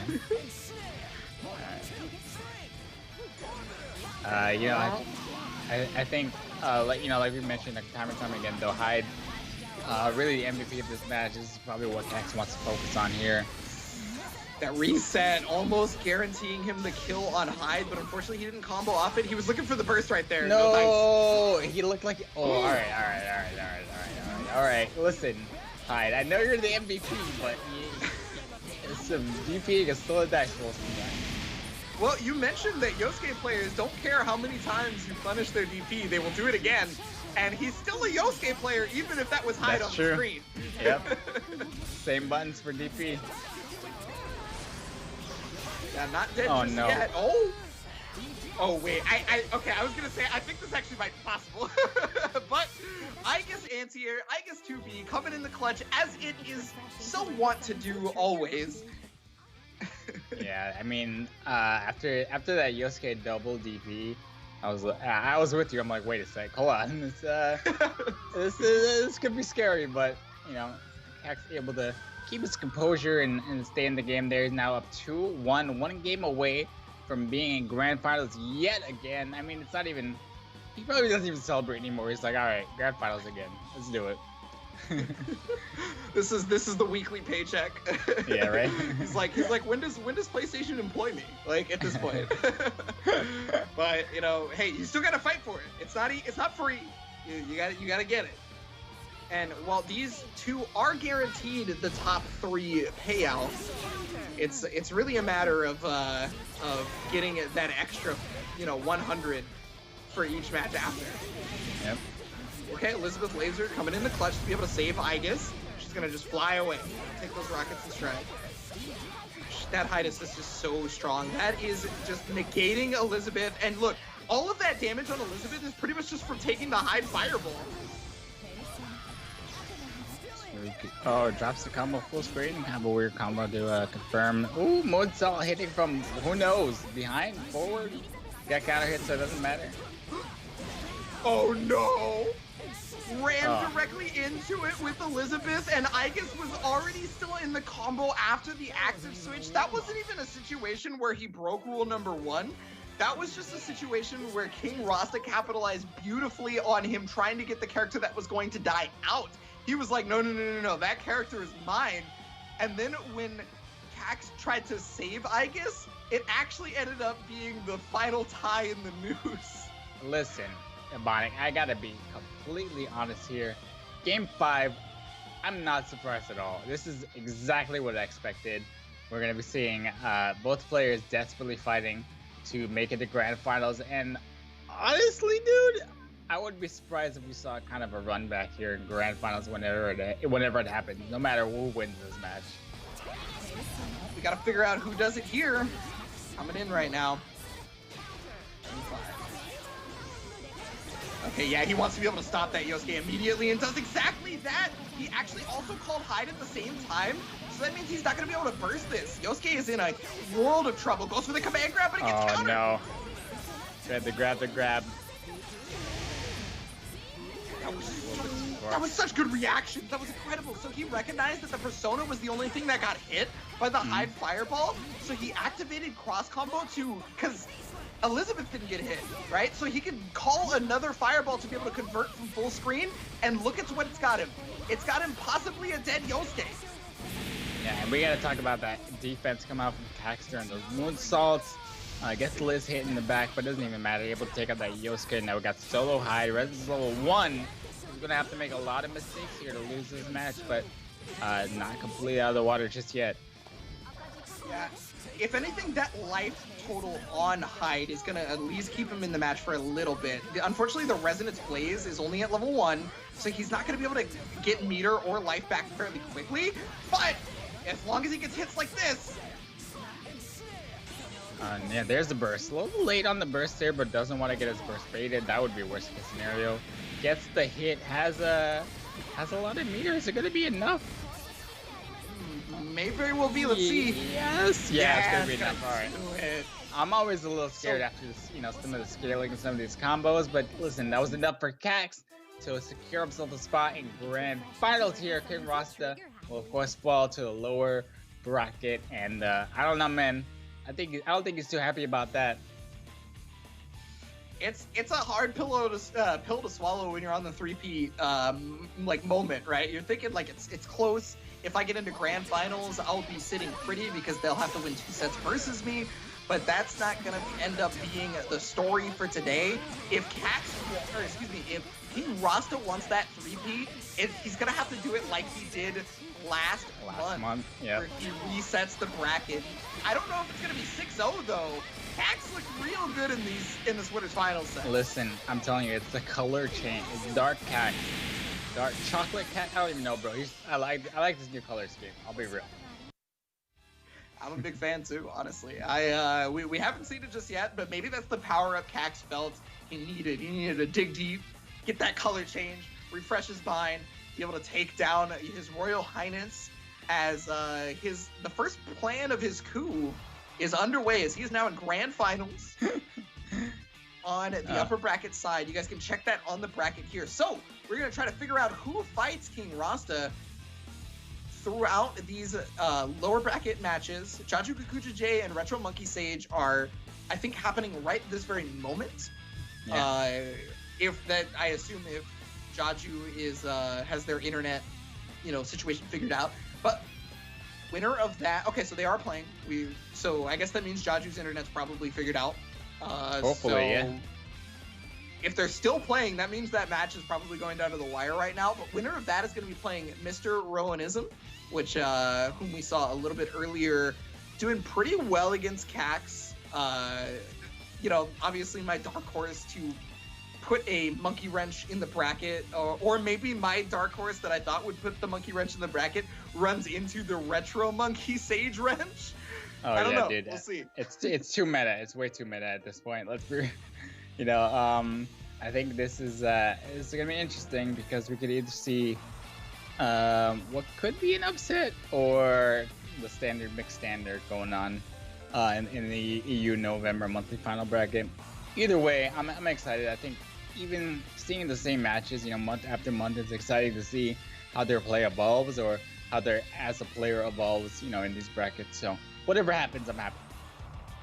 Yeah, while we try to figure that out for you guys, I think we're going to kick it off to a quick break, I believe is what I was just told. So if you guys can just stick around, we're going to figure out who's going to be fighting row 1 to then, determine our top 4 after that.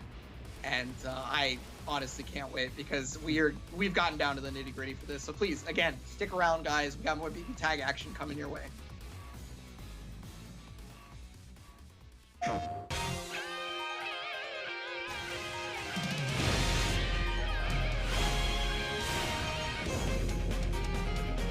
Really struggling with the solo again. Job. Oh no!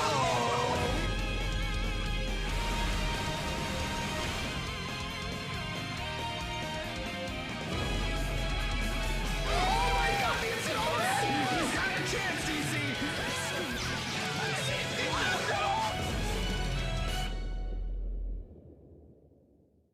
PlayStation.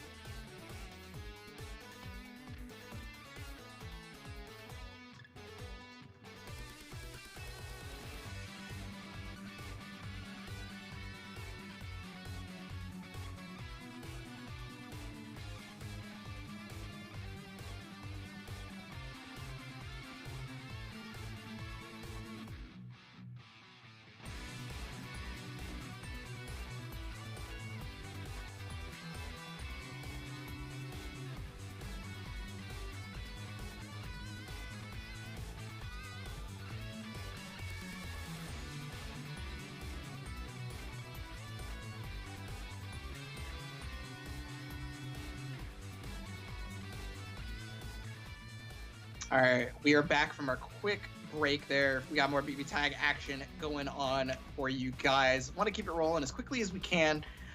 So we do have an update on what happened there in the brackets. Let's go ahead and take a look at that to figure out who is going to be fighting Roe.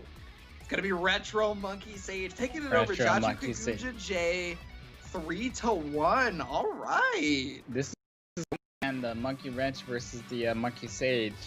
And they'll be battling out to see who fights King Rasa there in losers finals. Of course, the winner of that will go on to see Cax in grand finals. So I think no matter what happens here, we're going for some good BB tag action.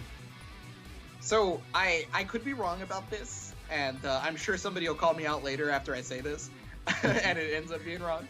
But I believe this is going to be one of the first times we've seen Jaju Kakuja J not make at least 4th place on a broadcast. I could be wrong. Listen, But if that's the case, that is wild. Well, listen, if you forfeit, does it really? I don't know, man. I don't want to make excuses for anybody. But listen, if I make first place every event, right, and then I get the flu for the 4th event, does it really count? I don't know, man. Whatever. In any case, though, Jaju, of course, taking that honorable DQ in winner's side. So whatever. I mean, at the end of the day, we know he's an incredible competitor, so nothing bad against that. But now we got our loser semis match. You Naoto, wow, you Naoto Punch, I should say, versus Hilda Chie. So I think what's going on here is I guess maybe Retro does not want to play the mirror match versus Hilda specifically, because Hilda with Chie would bring a specific thing that Retro's Mika Chie could not bring, which is the zoning factor, right? Mika and Chie both just get blown up by projectiles. This team, however, can deal with projectiles far better. Interesting. I really thought Naoto Punch would have a hard time with Hilda, but I don't know. Maybe the offensive pressure is just too much for her. Naoto's got great mobility despite that. Oh, that was a very smart bionic arm right there. Okay, baits the throw. That should be a dead Hilda. And wow, already character down. Looking great for Retro Monkey Sage. I think the counter pick idea was sound, DC. It's looking pretty good right now, but of course it's only game 1 of at least 3. Oh, got the bar to work with. This may actually kill. Yeah, cross slash, resonance version. Gonna be the dead spike super. Oh man. No. All right. What a quick game number 1 for Retro Monkey Stage. Says, you know what? I don't need Hilda. I don't even like Hilda. It's Retro is the Chie Mika normally, so. I'm sorry, yeah. Well, was I wrong? Does he like Hilda? Apparently not. You know. I guess not. Yeah, because he partnered. He said a hit squad after Hilda because she did not survive. Absolutely. Yeah, but honestly, a lot of players, even though we see them so often, you know, these teams, it's hard to keep track of. A lot of them, especially when you got people like Cax sometimes playing Carmine. Remember that time? Good. I remember that. Good time. You'll remember the time. Sorry, I'm getting into it. My bad. I'm sorry. Game number 2. Yep. All right. Oh yeah, that assist right there from Naoto gives Hilda's 4P a run for her money, right? I talk about how that's maybe one of the best assists in the game. Naoto's is incredible, and now he's also got the burst. He's gonna be able to put some damage on Chie. She's not gonna die for that, but she might be in a bad position if she can't get out. Oh, what the? Yo, behind that the was back? ridiculous. What? Yeah, dude. That was a little Behind ridiculous, the but back. you know, Rowanism is not complaining about that. I don't know if that's what he meant to happen, but it worked. Week after week, these players in the Open Series just continue to impress. They never stop. Monkey Stage, though, not out of this just yet. Blocking that Meteor Super. I'm gonna call that Meteor Super too, man. I'm sorry. I mean, it's the same function, right? Same thing, yeah. Fighting games are just have functions, right? That's just what it is. But one function possibly gonna go down here. Yeah, that's looking like a dead hill. That's me. Wow, pops out and able to fight back as well. Gonna probably want to get that hill out of here as soon as possible, though. Yeah, probably just wants the perfect time, and that 50-50 mix-up was the most perfect time there could have ever been. Of course, get that accelerated healing for Hilda in the back too. That's the best part of the active switch combo. No! God hand for your troubles. Yeah, it's gonna be able to punish the burst beautifully. He got the hit on. Oh my goodness. Not looking good here for Retro Monkey Sage. Oh, and just yeah, the instant overhead, and that's actually, I'm sorry. Is that an overhead in this game? It was not an overhead. It is an overhead in this game. Okay.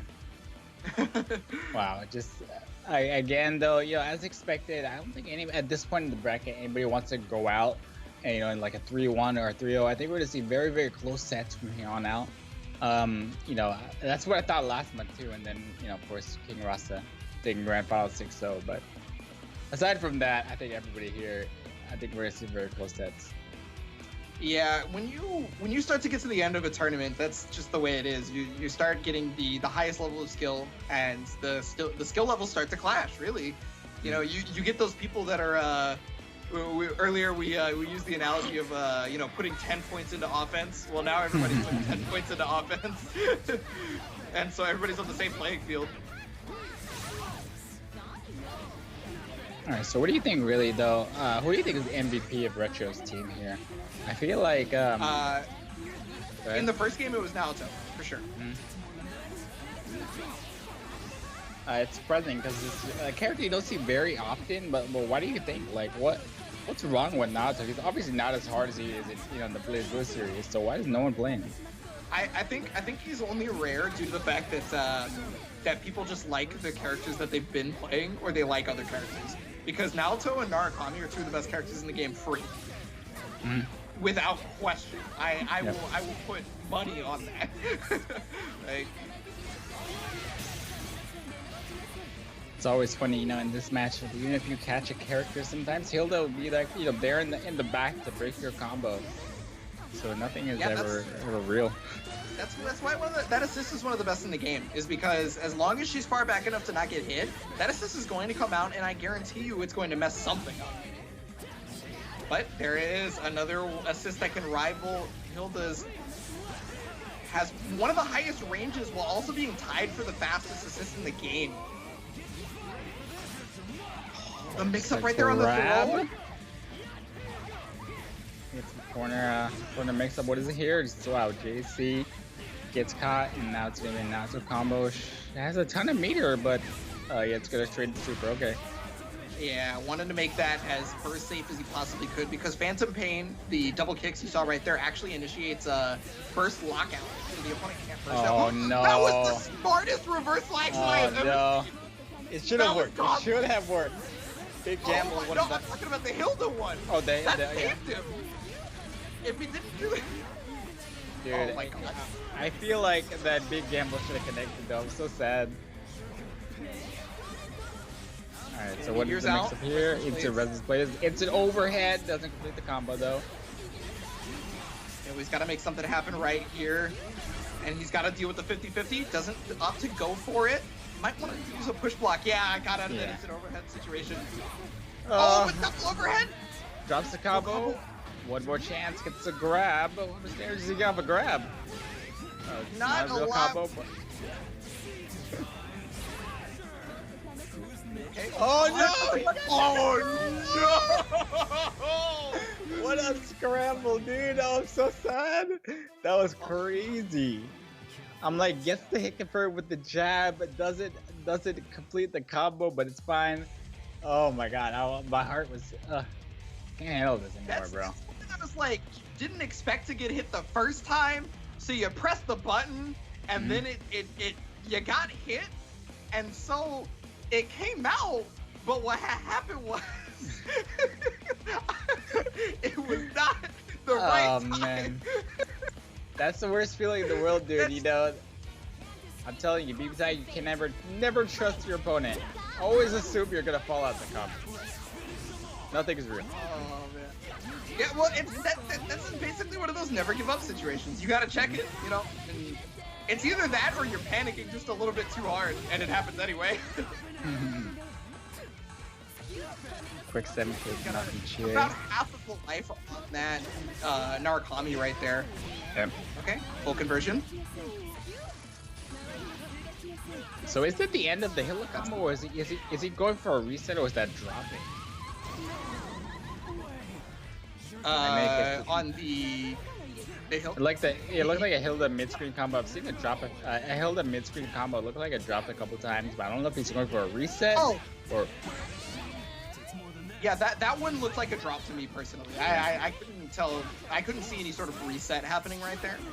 But Flying Smasher actually connecting because of the backdash. Jody's gonna help out there, and yeah, it's gonna be hard to contest Naoto air buttons, but she is probably one of the fastest characters to be able to do it with her JA. Yeah. And also, if he just runs into meteors like that, if he hits that Chef by RPD a little bit too hard.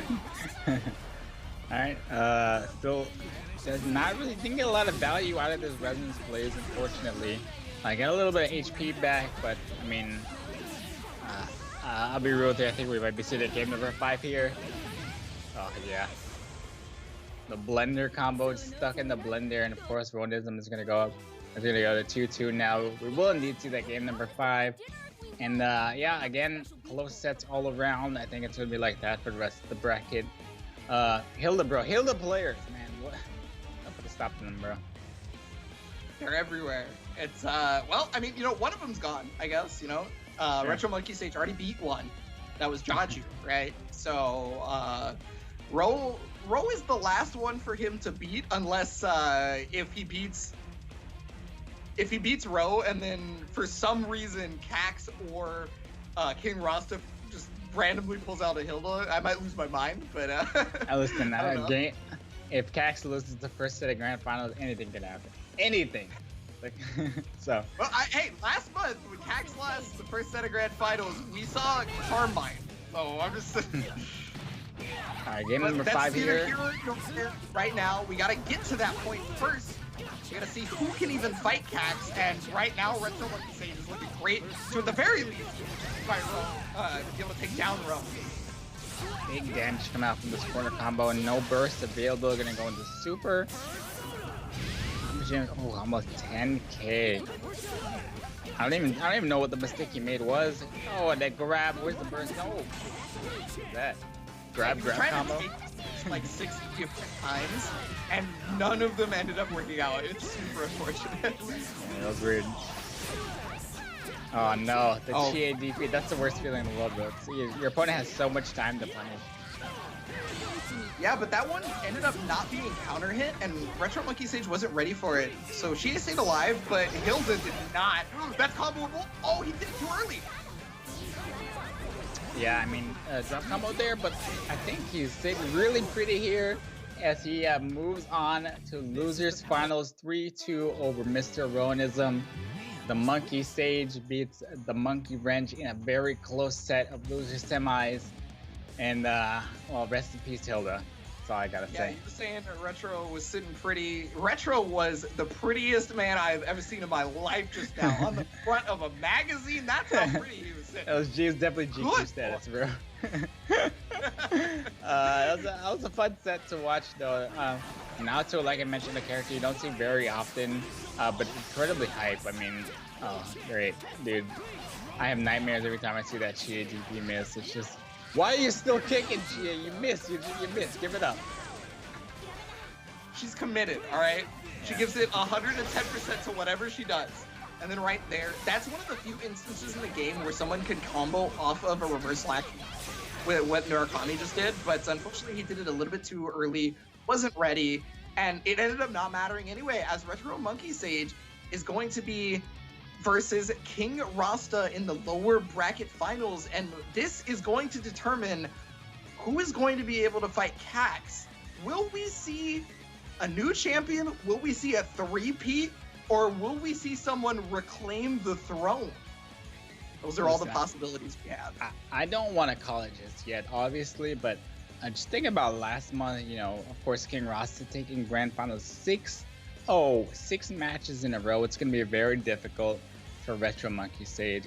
I think King Rasta is just so experienced. I think he's ready. You know, even though he didn't have a great set against Cax in the Winners Final, well, it was a great set, I should say, but even though he wasn't able to come out on top, I think that he's definitely not out of this, and I don't think he wants to be out in third place at all. Well, I mean, you know, hopefully he got his morale back after losing the Cax, because he's going to have to deal with Retro and sticking with the Naoto Murakami team. Okay, all right. So this isn't just, I mean, you know, she ended up working out perfectly for Retro Monkey Sage in the previous, you know, upper bracket matches, right? So I guess you got to try something, and then this has been carrying through the lower bracket very well. So I guess I can't say that this is a bad idea. In fact, it looked really strong last set. So this is what I like to call the extended intro. If you play Arxis games, you know about the extended intro, and you know what kind of match you're about to have. Letting the intros rock is the best thing you can do in this situation, but I don't know, let's see what the gameplay looks like. This is going to be Losers Finals, Retro Monkey Stage versus King Rasta. okay. Yeah, it looks like King Ross is already a bit skeptical on it. Okay, nope, this is going to be a ping test. Yeah. Kind of what I thought would happen. Sorry, I got. That was on.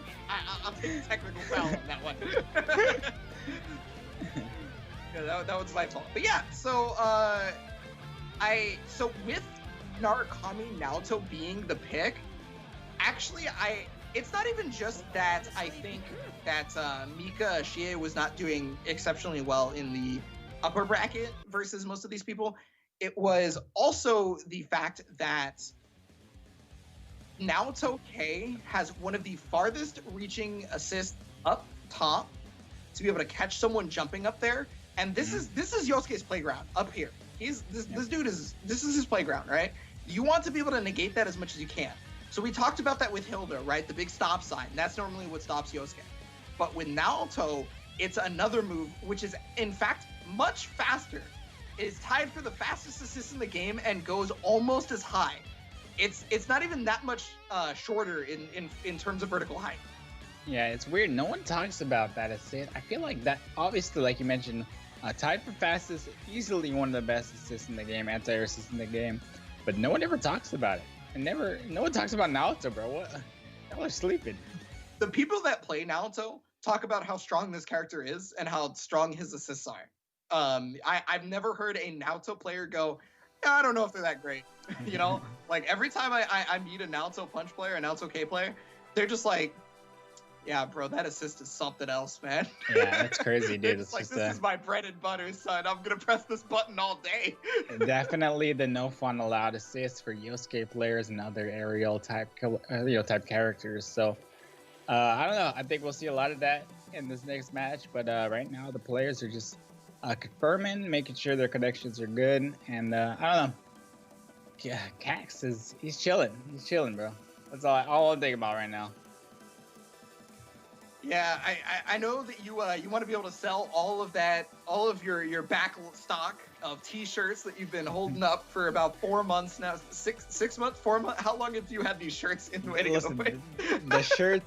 the shirts say 4 Pete on them. I'm just waiting. I'm waiting, bro. It's gonna be a while, but I don't know. Maybe it'd be like a cumulative 4 Pete. I don't know, dude. Is that how 4 Pete's work? I don't know. No, it's not. It's not at all. But I don't know. It's too late to adjust the shirts. I gotta roll with what I got, okay? Look, I'm not the smartest guy. I have to pick Mitsuru to be able to get W's, okay? I need the help. That's So low IQ, yeah. I don't know if that's how 4 Pete's work, but I'm gonna take your word for it because you're a trustworthy guy, and those shirts are gonna be nice. Listen, once you get the shirt, it doesn't matter what it says on it. As long as it says Cax, that's all that matters. It's gonna say the Cax is back, and on the back it's gonna be like number 4, or it's gonna say 4 Pete or something like 4 that. Pete, yeah. I'll just like scribble out the word Pete. I just have to, the number 4. Oh man. We promise it's a 4 Pete. Don't fact check us though. All right, so again, still waiting for these 2 players. I think, I don't know. Abonic, like, if you had to say, let's say Retro Monkey makes it into Grand Finals, what does that look like against Cax? I think he probably wants to go with the Naoto Narukami team again, to be honest with you, because of that Naoto assist. Personally, that's my thought process on it. He's also, it was earlier in the winners bracket. I'm gonna check the bracket real fast. Just to make sure. It was versus Cax, right? We saw that as the first match that we watched today. Cax took that pretty convincingly, I would say. Shie and Mika didn't really have too much of a chance to work with, right? So I'm not... I feel like this is kind of the go-to team if he's able to fight Cax right now. And, okay, so, your hypothetical is looking like what a lot of people in the chat want, because we were taking that poll. Oh, wait, no, excuse me. I was looking at it wrong. I mean, either way, dude. Split. It's very, very close. 50-50 right now. now. It's 50-50, so... Okay, I gotta watch this closely. All right, guys. So check it out. Vote. I'm about to go vote right now. What is it? Twitch.tv/.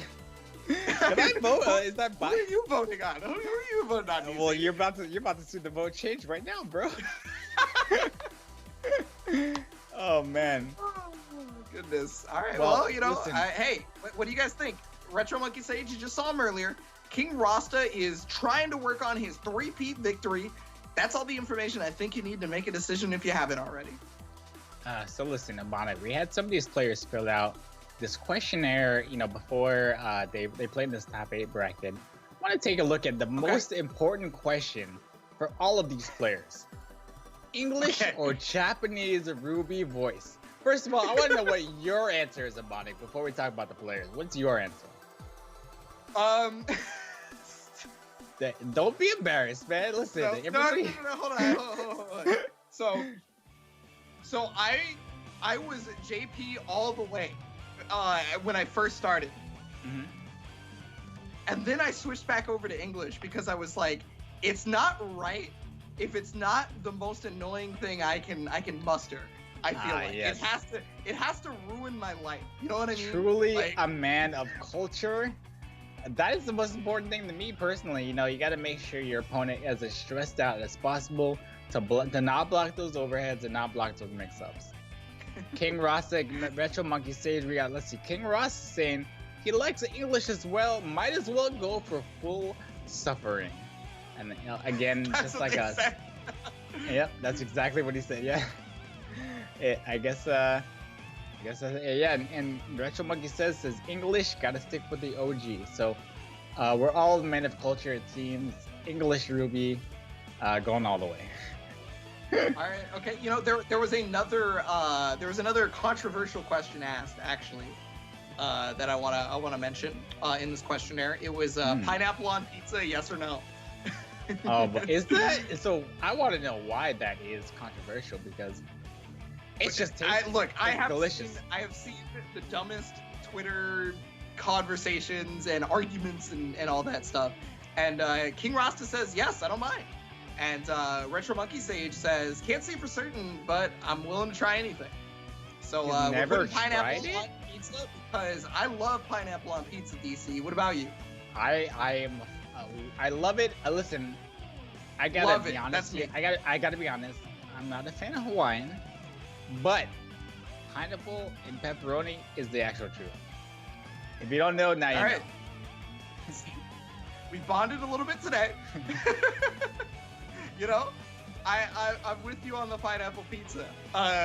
The other thing, though, I do want to mention is I also asked, do they think their mains would have pineapple on pizza? Oh, no, not like this. Wait, so let's talk about their mains. So King Rasta. Yeah.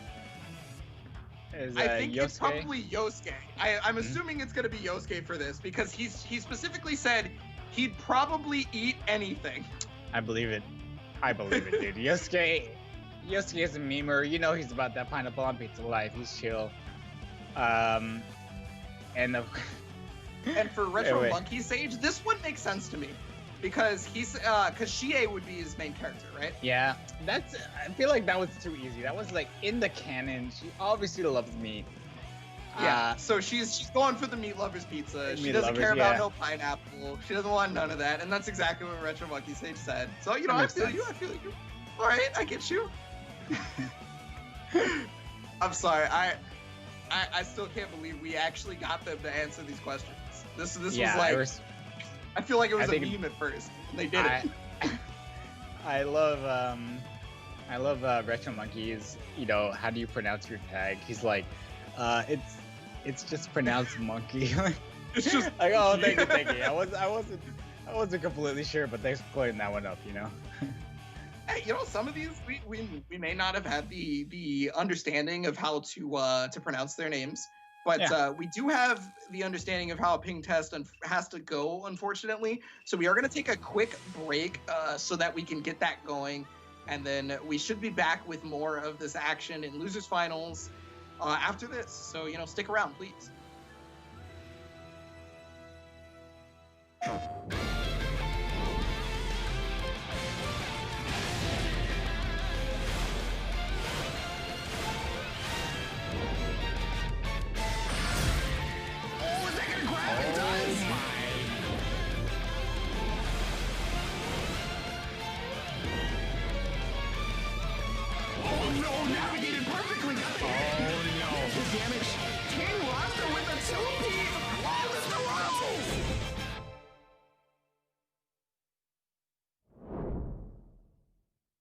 PlayStation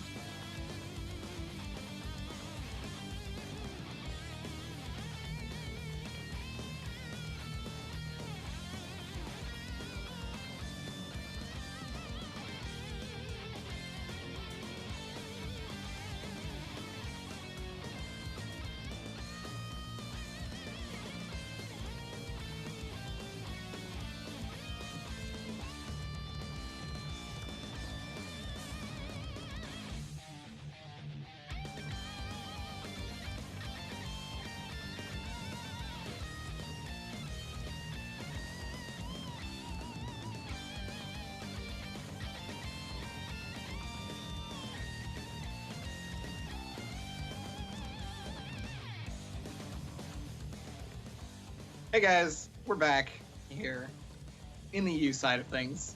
Unfortunately, I have some more bad news for you. And I'm going to say it so that you guys don't blame DC because he did nothing wrong. It was all my fault. Okay.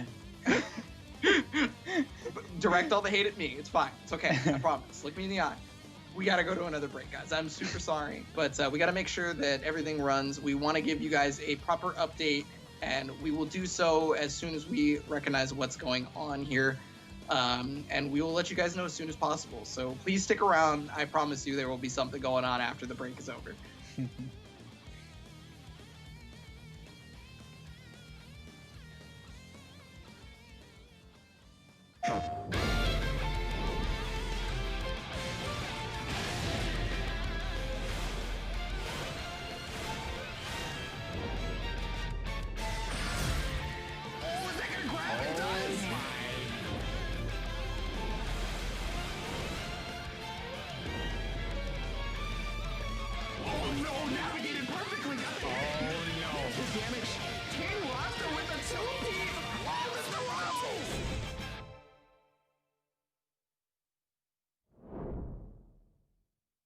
PlayStation.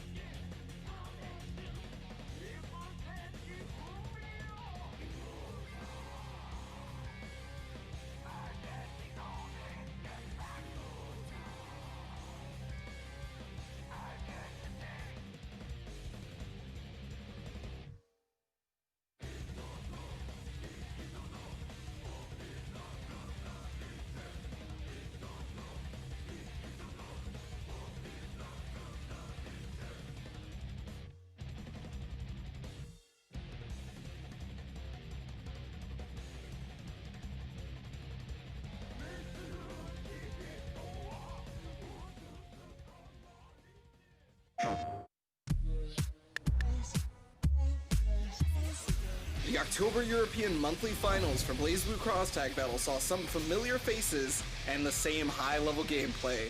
Our first double elimination bracket brought even more excitement because players got a second chance to fight back to the grand final through the lower bracket if they drop a match. The day started out with former 3-peat champion Cax taking down Zero Raziel with a 3-0. From there, we saw Kishi defeat Zavid in another 3-0 to set up the second round Cax versus Kishi showdown. Next up was September champ King Rasta, who continued his regal hot streak with a 3-0 win over Retro Monkey Sage. To finish up the quarterfinals, Jaju Kikuja J sent Tsubasa Knight to the lower bracket with another 3-0 victory. But it wasn't all 3-0s. Later in semifinals, Kishi took Cax to a thrilling Game 5 after being down 2-0, but ultimately, former champ Cax came up victorious with some stellar combos. But Kishi would get another chance to battle back in double elimination. From there, Jaju Kikuja J won 3 straight games to take down King Rasta and send the September champion to face off against Zavid in the lower bracket. Next was the winner's bracket final, Jaju Kikuja J versus Cax. Cax showed why he's a 3-time champion, winning in a decisive 3-0 fashion and earning himself a spot in the grand final. There was a great jump over right there. It's gonna be able to get the hit, full conversion. This should do it. Wow. Right here, right now. Oh my god. The action continued in the lower bracket semifinal, in which King Rasta handed Kishi a 3-0 loss, setting up a King Rasta versus Jaju Kikuja J final in the lower bracket for the chance to fight Cax in the grand final. The two battled it out to a Game 5 where King Rasta took the victory and a chance to defend his title. Then it was time for the grand final. King Rasta had momentum on his side and took the first set in dominant 3-0 fashion. King Rasta continued his near-flawless play to take the second set in another 3-0 to extend his reign as monthly champion. King Rasta with a two-peat right there. I cannot believe this. Over on the North American side of the October monthly finals, our first double elimination tournament brought fierce competition and, shall we say, scrappy gameplay. We kicked things off with an exciting quarterfinal match featuring Monkey 4012 taking 4-Sword Kirby to 5 games and coming out on top. Empty jump low, and that's gonna finish it off. Then Alex handed Master CJ a 3-1 loss. My gosh, he's just Take him to school, if you will. this Ragnar Makoto mix-up is, it just happens. I don't know why it works, but it does. From there, we moved to our September champion Razzo Sharp versus Tectal Eastside. Tectal, despite having to fight the champion, was able to survive the pressure of a Game 5 to send the September champ to the lower Is bracket. it gonna happen again? He caught his jump. Oh no! Our final quarterfinal match featured Marvin Pie versus Yo Game Wizard. Yo Game Wizard's near-perfect execution led to a decisive 3-0 victory, however. Gameplay continued with the first upper bracket semifinal, where Tectal came up victorious in a 3-1 set over Alex. Then in our second upper bracket semifinal, Yo Game Wizard's aggressive gameplay and strategic moves proved to be too much for Monkey as the Wiz takes it 3-1, setting up a Yo Game Wizard versus Tectal winners bracket final. After Tectal took Game 1, Yo Game Wizard came roaring back to take the next 3 and secure the spot in the grand finals. Heading back down to the lower bracket, where Monkey looked hard to beat, sweeping Alex 3-0 in the lower bracket semifinal. Next was the lower bracket final, with Monkey looking to continue his hot streak against Tectal. Both players had moments of brilliance, but Tectal eked out the victory in Game 5 to move on to grand finals. Then it was finally time to find out our big winner. Would we see another champion from lower bracket, or would Yo Game Wizard come out on top? Tectal's hot streak continued, taking the first set 3-1, but Yo Game Wizard and Adachi proved to be a formidable combination, taking the set 3-1 and winning the tournament. Congratulations to October monthly champion Yo Game Wizard on his first monthly tournament win. Oh That's big no. damage. He doesn't have, it is big damage. No, Did he he do can't. this without meter? Oh, the throw!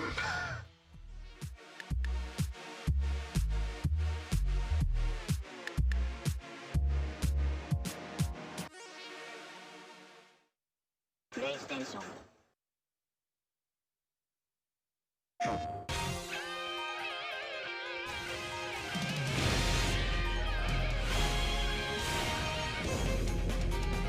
Tectal really struggling with the solo Is it gonna happen again? He caught his jump. Oh no!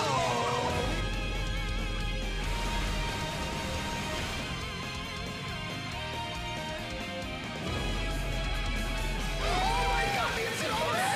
He's got a chance, DC!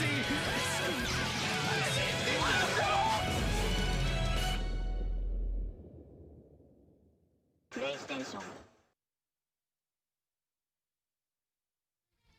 All right, and we are finally back. I know you guys have been hankering for it. We're here, and we have some explaining to do to you. So let's talk about what we've done so far.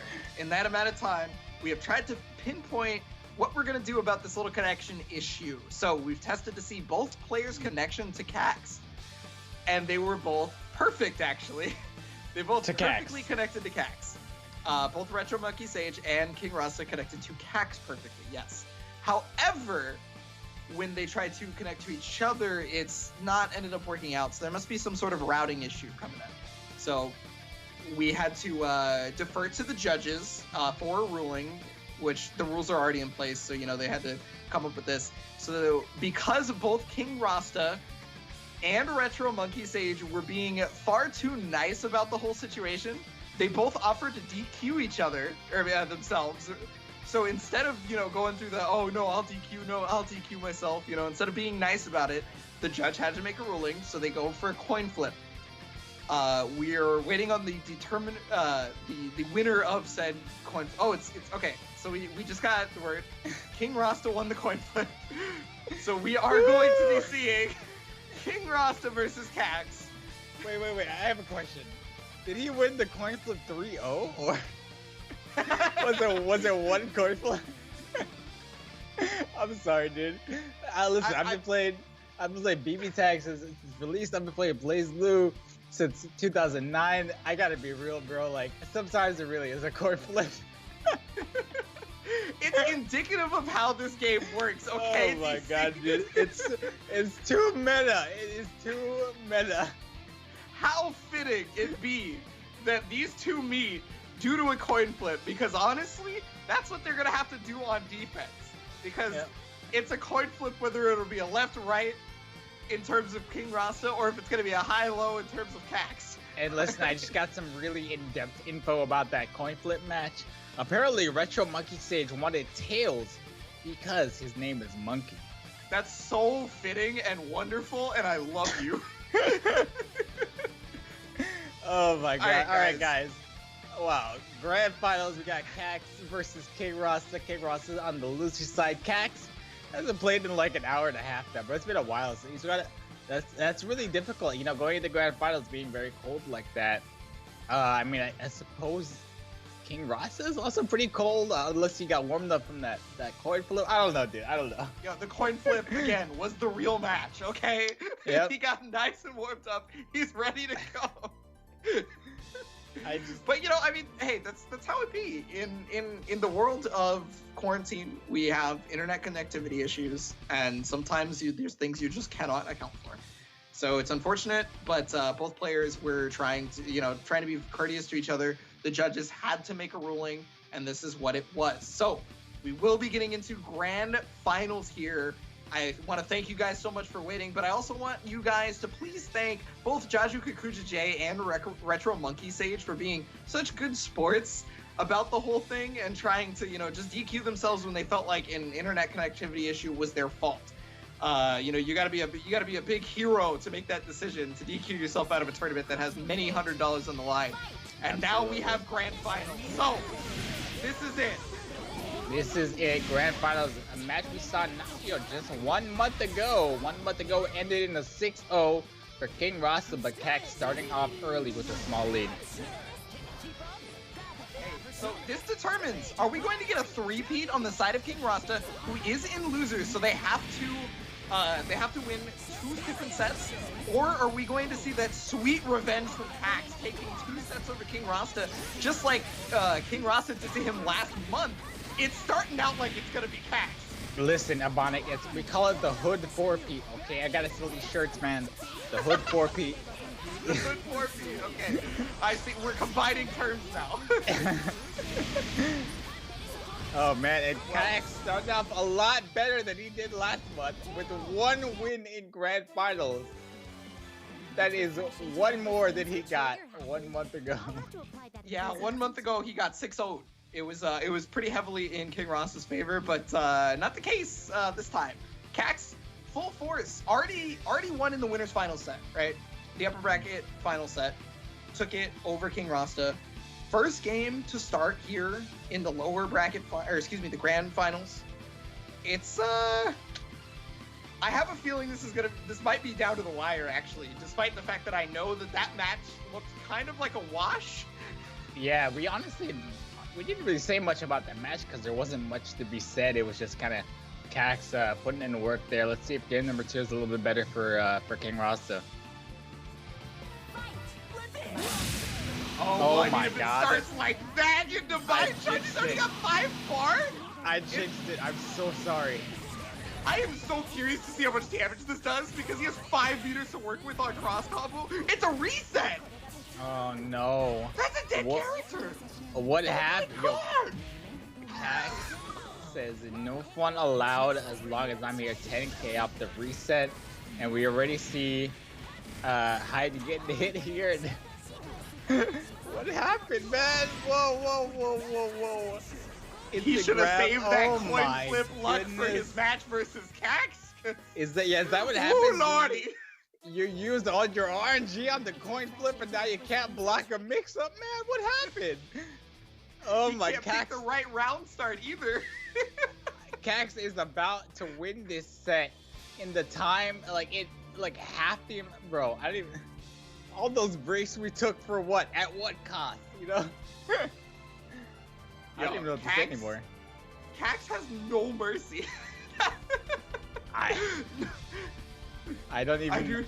He's like, I know you're the king, but I am of a higher power. Listen, this is game number 3.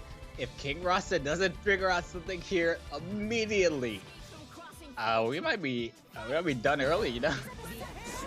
I think that's why King Rasta backed off right there. Is he was like, okay, I saw what happened last time. That can't happen again. I just can't go through that one more time. And okay, this is a far better start. He was actually able to navigate the Elizabeth beam, go under it, and get the hit on Aegis. Yep, he's gonna super out of there, gonna catch the Narcomic from behind. Take those. Yeah, and I'm sorry, I'm sorry, hide. Thanks to the Elizabeth assist, that actually kept Aegis safe too.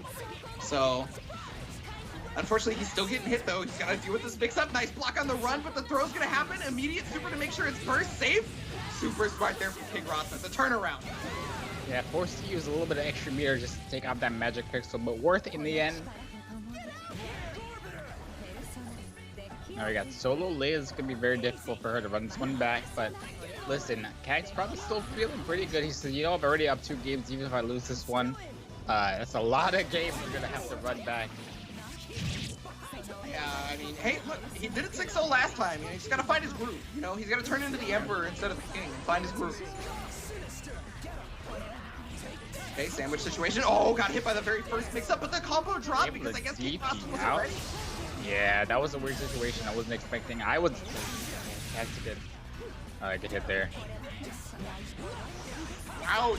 Run up low. You know, sometimes the simplest mix-up is the best one, I guess. Yeah, it worked out. And again, like I mentioned, Cax knows. You know what? I'm up 2 games. Honestly, those 2 games were complete washes here, so I can do it again whenever I need to. He's gonna have to though. He needs 1 match here to close that grand finals before King. You know, like you mentioned, King Rasta fights his groove. It's possible, but it's looking pretty bad right now. I'll be real. That match was real strong for King Rasta. Like, absolutely, just real strong. But I mean, he's still got a lot to go. So it's I don't know. It's really hard to call, especially with a team that snowballs as hard as Cax is, right? Because like when Aegis gets started, she just never stops. I mean, you can kind of say the same thing about Yosuke. You know, it's really hard to stop him once he's doing those moonsaults, dashing all across the screen. You gotta lock him down first. It's true. Well, I mean, it looks like he was locked down for just a second, and then he immediately got out. And this is what happens when you let the tiger out of the key. Alright, Cax is back, as they say. Back on offense here. Looks like, whoa, that was a weird. Oh, yeah, that was a reset mix-up. Oh, yo, there it is, yes. yo. Yes, Yosuke players in 2020. Not even 2020, this is the beginning of time, baby. Miss a DP, whatever, dude. I got another DP ready and waiting. Well, Cax has got the hit right now. Elizabeth is going to get some of that health back, but really the mix-up... Wow, great defense. Oh, that was such a smart super right there. It got him out of the situation, and he's going to be able to save Elizabeth on top of that. But she died! He broke rule number 1! He broke rule number 1, and this is his punishment. Game number 5. In what seemed like such an incredible quick run finals for Cax. Now we find ourselves in game number 5. I'm sure we both have our reasons to fight. The EU finals will never, ever disappoint me. We can DQ people due to internet connection issues. Dude. We can have coin flips, and nothing they do will ever disappoint me. Nothing is real with EU. These guys are crazy, dude. You can never say, hey, this is gonna happen, because that will guarantee it doesn't happen. I promise you. Game number 5, EU in November monthly grand finals. Cax 1 game away from winning. King Rasta 1 game away from resetting. Let's see what happens. Remember what's on the line for King Rasta. The possible 3-peat. The only person who's gotten a 3-peat so far is Cax. Oh, now that burst gets the counter hit. Now my charge, he wants this hide to die. Oh, well, he just might. Oh, I think that's, with the DHC, looking like it's gonna be enough. Oh, he's definitely dead. Oh, they make the coffin. Woo! Bro, I love the EX version of the coffin super. I don't know what's going on with that coffin, but you know you're dead. It's like Thanatos is watching you struggle to get out, and then he decides when he wants to like kill you. Oh, got the connected. Yeah, that was weird. Wait a minute. Dead Liz? No, this is bad. No! Wait a minute. No! Wait a minute, DC. Oh my God, he took the throw. I thought he was gonna looks like bleak outcome here for King Rasta has turned into a 1v1 situation in his favor. He even got the run right here. Great start. He's gonna lose the resonance plays as well, bro. Oh my God. Come on, not like this. There is no possible way anybody can call this anymore. Oh my God. Resonance level 1 on Yosuke, so not a lot of lifesteal or not lifesteal, a lot of life recovery or chip damage. But it might not even matter, dude. Gets the hit. Super's not gonna do it, but all he needs is one more hit after this, one good combo. Oh man, just whiffing that 2B right there, and that's not gonna end up killing Cax, but I mean, he's on life support. He can get that life back at any point. Oh, that was so smart! Whiff the buttons so that he can go back into the Persona normal. Normally, when that happens, you think you're free to jump out, but because he whiffed the button, he actually made God. That would catch somebody that would normally jump out of that. My shirts, dude, my shirts. I can't believe this. Cax, what happened after game number 2? My dude put the controller down and said, you know what? I want to make this climactic. Grand final set number 2. Both players back at 0 wins. And King Rasta back in the game. We said we saw him do 6 matches in a row before. I didn't really think it would happen again, but we're halfway there. DC, so there's one piece of good news for you, is that the chat will buy your shirt. There was a poll in the chat. They were talking about how they said, shut up and take my money for your shirt. So you'll at least get them. Listen, man, listen. Thank you guys for the support, but I think Cax needs it a little bit more than I do right now. Bro, I can't even. I thought this was going to be a 2-minute grand final set. And here we are in game number 6. You never call it that easy here in the Open Series. The best of the best at all times. Cax fighting his way, no life left right now, and still trying to move forward. Unfortunately, Elizabeth is running into that same trouble. He's going to be able to super here. Does that... no, it's not going to kill. Does it matter though? My boy Cax refuses to raw tag. Does not care if his character dies. Oh, Cax, please. You're breaking my heart, dog. Yeah, unfortunately, Cax couldn't find the proper time to defend, and now this is the offensive pressure that we know King Rasta to be so strong for. This is what got him that 6-0, and it's starting to look like it might be possible again. Nothing is real. Everything that could go wrong has gone wrong here in the EU November monthly finals, and King Rasta is taking advantage, coming out on top here. Now up 1 game in the second set, and I don't even know what's real anymore, dude. I give up. I give up on commentary. I give up on BB tag. I give up on coin flips, dude. I'm done. I'm washed. Hey, look, I think only a coin flip could have properly predicted the outcome of this set. Because going into it, it didn't seem like it was possible. You know, Cax looked like he had come back with all the knowledge needed to bring King Rasta back down to whatever level he needed to stop the 3-peat, right? But somehow the King continues to evolve, his regal energy exuding constantly. It's, I mean, there's nothing else that needs to be said about this man. He truly is royalty. But earlier, Cax said he is of a higher power with a statement at the very beginning when he won that winner's bracket set. So if you really think about it, what is a king to a god? I mean, a question of the ages, truly. And I think that's going to define this last grand final set here of EU monthly finals. Once again, we see both players desperately fighting to win this neutral. Cax stuck once again in the corner. Gardine's gonna help out. Unfortunately, does not get the combo off of it. He's gonna deal with the V/, picks up that, crosses up.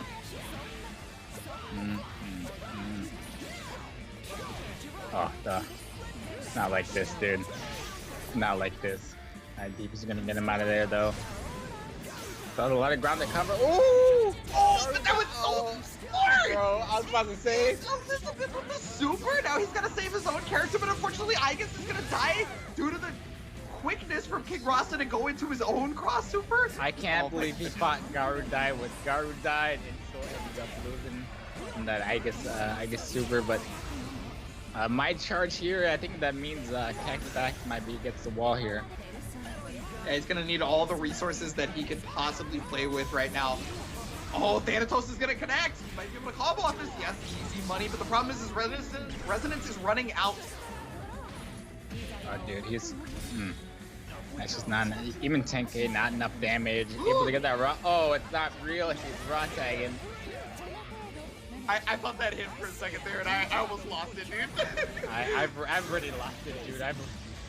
The light in my eyes are gone. My soul's shattered. My shirt's in the garbage. King Rasta up 2 games to 0 here. He's now 1 game away from another 6 matches in a row. Just like October, bro. I got my life flashing before my eyes. What a set, okay, dude. It's not over yet, but wow. King Rasta's momentum is nuts. I don't even know what else to say. I feel like the way he runs away with momentum is just so Yosuke player. I mean, you know, Yosuke's got the fastest run speed in the game. What character would run away with momentum harder than this? All right, let's see. What do you think Cax needs here? What do you think is the adjustment he needs to make? Again, I think it's the same thing as in the winner set, where the hide assist is the biggest thing that is stopping everybody that fights King Rasta. Because they finally come up with a game plan to defeat Yosuke, right? But then the hide assist makes it so that they can't actually use that game plan versus King Rasta's Yosuke, and that's what happened right there. I mean, I just want to say I feel like you know, we saw the raw tag there. Where were they in like the last few matches? There were a lot of situations I feel like where raw tag would have kept Cax in the match a little bit longer. Maybe his incoming character would get hit, but at least he wouldn't go down, you know, 1-2. This is it's one And of those things where sometimes you can't find the best timing to be able to get out with the raw tag. But you can Oh apparently my find the best gosh. timing for the He's in flash. his head, dude. Okay. He's in his head. He's trying to grab the Yosuke, bro. That's alright. This is it. This is his last chance here. He needs to make something happen with this Resonance Blaze. For Iga, she's able to activate Resonance Blaze in the middle of a combo and then still continue it, so that's the good part. The problem is what do you do with this Resonance Blaze now that it's happened? Oh, the throw. Just run He up, has no grab. power to work with, though. Yeah, it's gonna be a knockdown in the corner though, and no, yeah, with no meter, I don't think it's gonna be enough to make some jump out of the corner. Oh, the GC? All right, we might have a dead Yosuke at least, but it's on the mountain to climb. Oh my goodness, JB was able to connect right there. He's gonna be able to go over this. He's gotta watch out for that DP. He hits the throw on this. Oh my god, DP! I'm telling you, whatever you think is gonna happen, the opposite. Nothing's real with these two players. Oh my god. Oh my god, dude. Are you kidding me, Abonic? Are you kidding me? What is real anymore? Hardest read of all time. Who is Cax had writing? literally one opportunity. No help. Who is writing the set? I want to know. You deserve an Oscar. Whatever they give writers for Incredible Brooks, bro. I'm so mad right now. 2-1 for Kegurasa, bro. Is my heart still beating? Nah, Can dude, someone you're dead. check for me? You're dead, just like me. going into the game He's number 4. alive. Nothing is real. I'm just in for the ride now. Let's go. Is the Cax back? I gotta print 2 different shirts, bro. The Cax is back. The Cax is lax. I don't even know, bro. I don't know what to say anymore at this point. Okay, he almost completely baited that reversal action, but Kegurasa still got it. That's a Composure. Yosuke DP, bro. A little bit longer than you would expect from a DP. Okay, he was able to take care of the assist right there. That's been one of the biggest problems for him, and look at what it's afforded to him. He unfortunately did get bursted, but I think that's been one of the biggest points of contention is being able to stop that height assist. Okay, I didn't What an like that. incredible, bro. Yeah, what was that? It's an air back, Defending it's his an back. air forward, bro, and a dead hide. Got solo Yosuke coming in, gets the DP, but you got to DP the wrong character, my friend. We're gonna see a game 10. A game 10. In what could have been a 2-minute grand finals, we now find ourselves in game 10. Listen, Ebonic, I say screw it, man. Let's just flip another coin. Might as well, right? Why even bother? Only in the PS4. Do Open another series. coin flip, dude. Only here. Unreal. Unreal. Can you imagine if this was offline? The crowd would be popping off. I know you guys are popping off at home just like me and Ebonic. Just I'm trying to game contain 5, myself. If Bro. this were an offline event, I would have thrown a chair by now. This is Bro, insane. I'm about to get a noise complaint here in my apartment, bro. Game number 5. Let's do it. The coin flip begins. This is it, guys. Grand Finals, Game 5, already a start for Kegurasa. Immediate burst. He doesn't want to give any inch of momentum here to Kegurasa, but Cax is trying to get his own momentum. Now, he knows that this is an Elizabeth combo, so it's not going to do big damage, but it's the setup afterwards. Oh my God! Oh my god, not like this, Cax. And somehow Cax staying alive because Kegurasa didn't have the partner bar to be able to continue that combo. He's going to catch Yosuke out of here. The burst is possible here. Very slight drop. There's the burst as expected. I guess. Oh my god, no, He got another happy birthday. As Cax has one chance here. Instant Restless Blaze. What's the big stop? Ooh, instant overhead. Getting all that HP back already. Oh, that's not a projectile, so it does not stop, or it does stop the extra skip. He's actually going to get over 10k damage on this. If he doesn't drop it like that. Alright, I respect that. Listen, man, it's game 10. They gotta go for some crazy stuff sometimes. Jumps in, misses the anti-air. Oh, he has the assist. Oh my gosh, dude. He had the assist ready. I thought it was a 1v1, bro. My mind got erased. And there you go, ladies and gentlemen. King Rasta is your winner after 10 games of Grand Finals. Completes the three-peat of his own. And oh my god. I got nothing left, Ebonic. I'm done, dude. I honestly can't quit. believe it. I am legitimately in awe. That was everything I needed in my life, and I didn't know I needed it. That was everything I dreamed about. Oh Listen, my man. goodness. Who needs Disney World when you got the roller coaster right here in Grand Finals, man? I am done. You will not see me for NA Finals. I quit. I can't do it alone. That was ridiculous, dude. I can't anymore, man. Okay, there you see it. Okay. There you see it. You talk. I can talk. After the DQs, the coin flips, and 10 games of Grand Finals, we see King Rasta taking it over Cax 3-2, 3-2, and I don't even know what else there is to be said.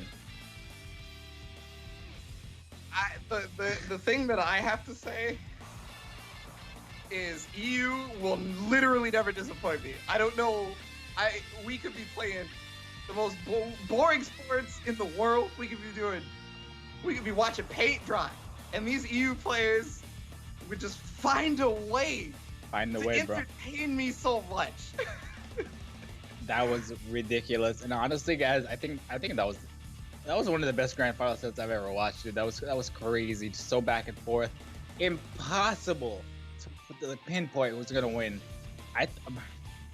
After game 2, I'm like, all right, well, time to get a long break. You know, maybe let's take a nap or something.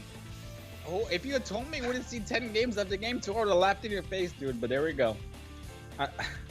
Wow. So, the thing that we got to talk about is, surprisingly, that is not the end, guys. There is more PS4 Tournaments Monthly Finals coming up, and we have a newcomer to the lineup. It's going to be Under Night in Birth, EXE latest, Uniclear, coming up. You know, in case you didn't get enough Hilda play today, I mean, plenty more Hildas where that came from in just a few days, or one day, I should say. Man, I'm still reeling, dude. I'm still stressed out. Well, guys, so we do have the NA monthly finals later today. That's going to be at 2 p.m. PST, 10 p.m. GMT, whatever your time zone might be. Maybe you're, one of these European times. If you guys liked that action, I think you're going to like the North American action. And before we go, DC, I got to say, EU, I don't know what you guys want. DM me. I will give it to you. That was worth it. That was absolutely worth it. Thank you. Just take my wallet, dude. Just take my wallet. Take it all. You took it all from me. Take it. Just take the rest, dude. Like, that was incredible. You guys are unbelievable. I don't even know what else to say, man. I'm done. Well, that's gonna do it for us, guys. We're gonna get on out of here, but I want you guys to come back for the North American finals, which again, 2 p.m. PST, whatever your time zone conversion for that is.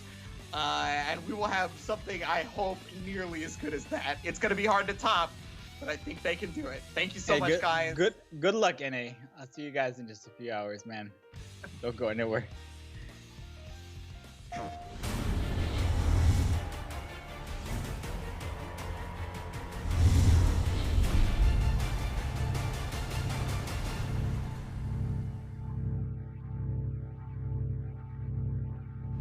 PlayStation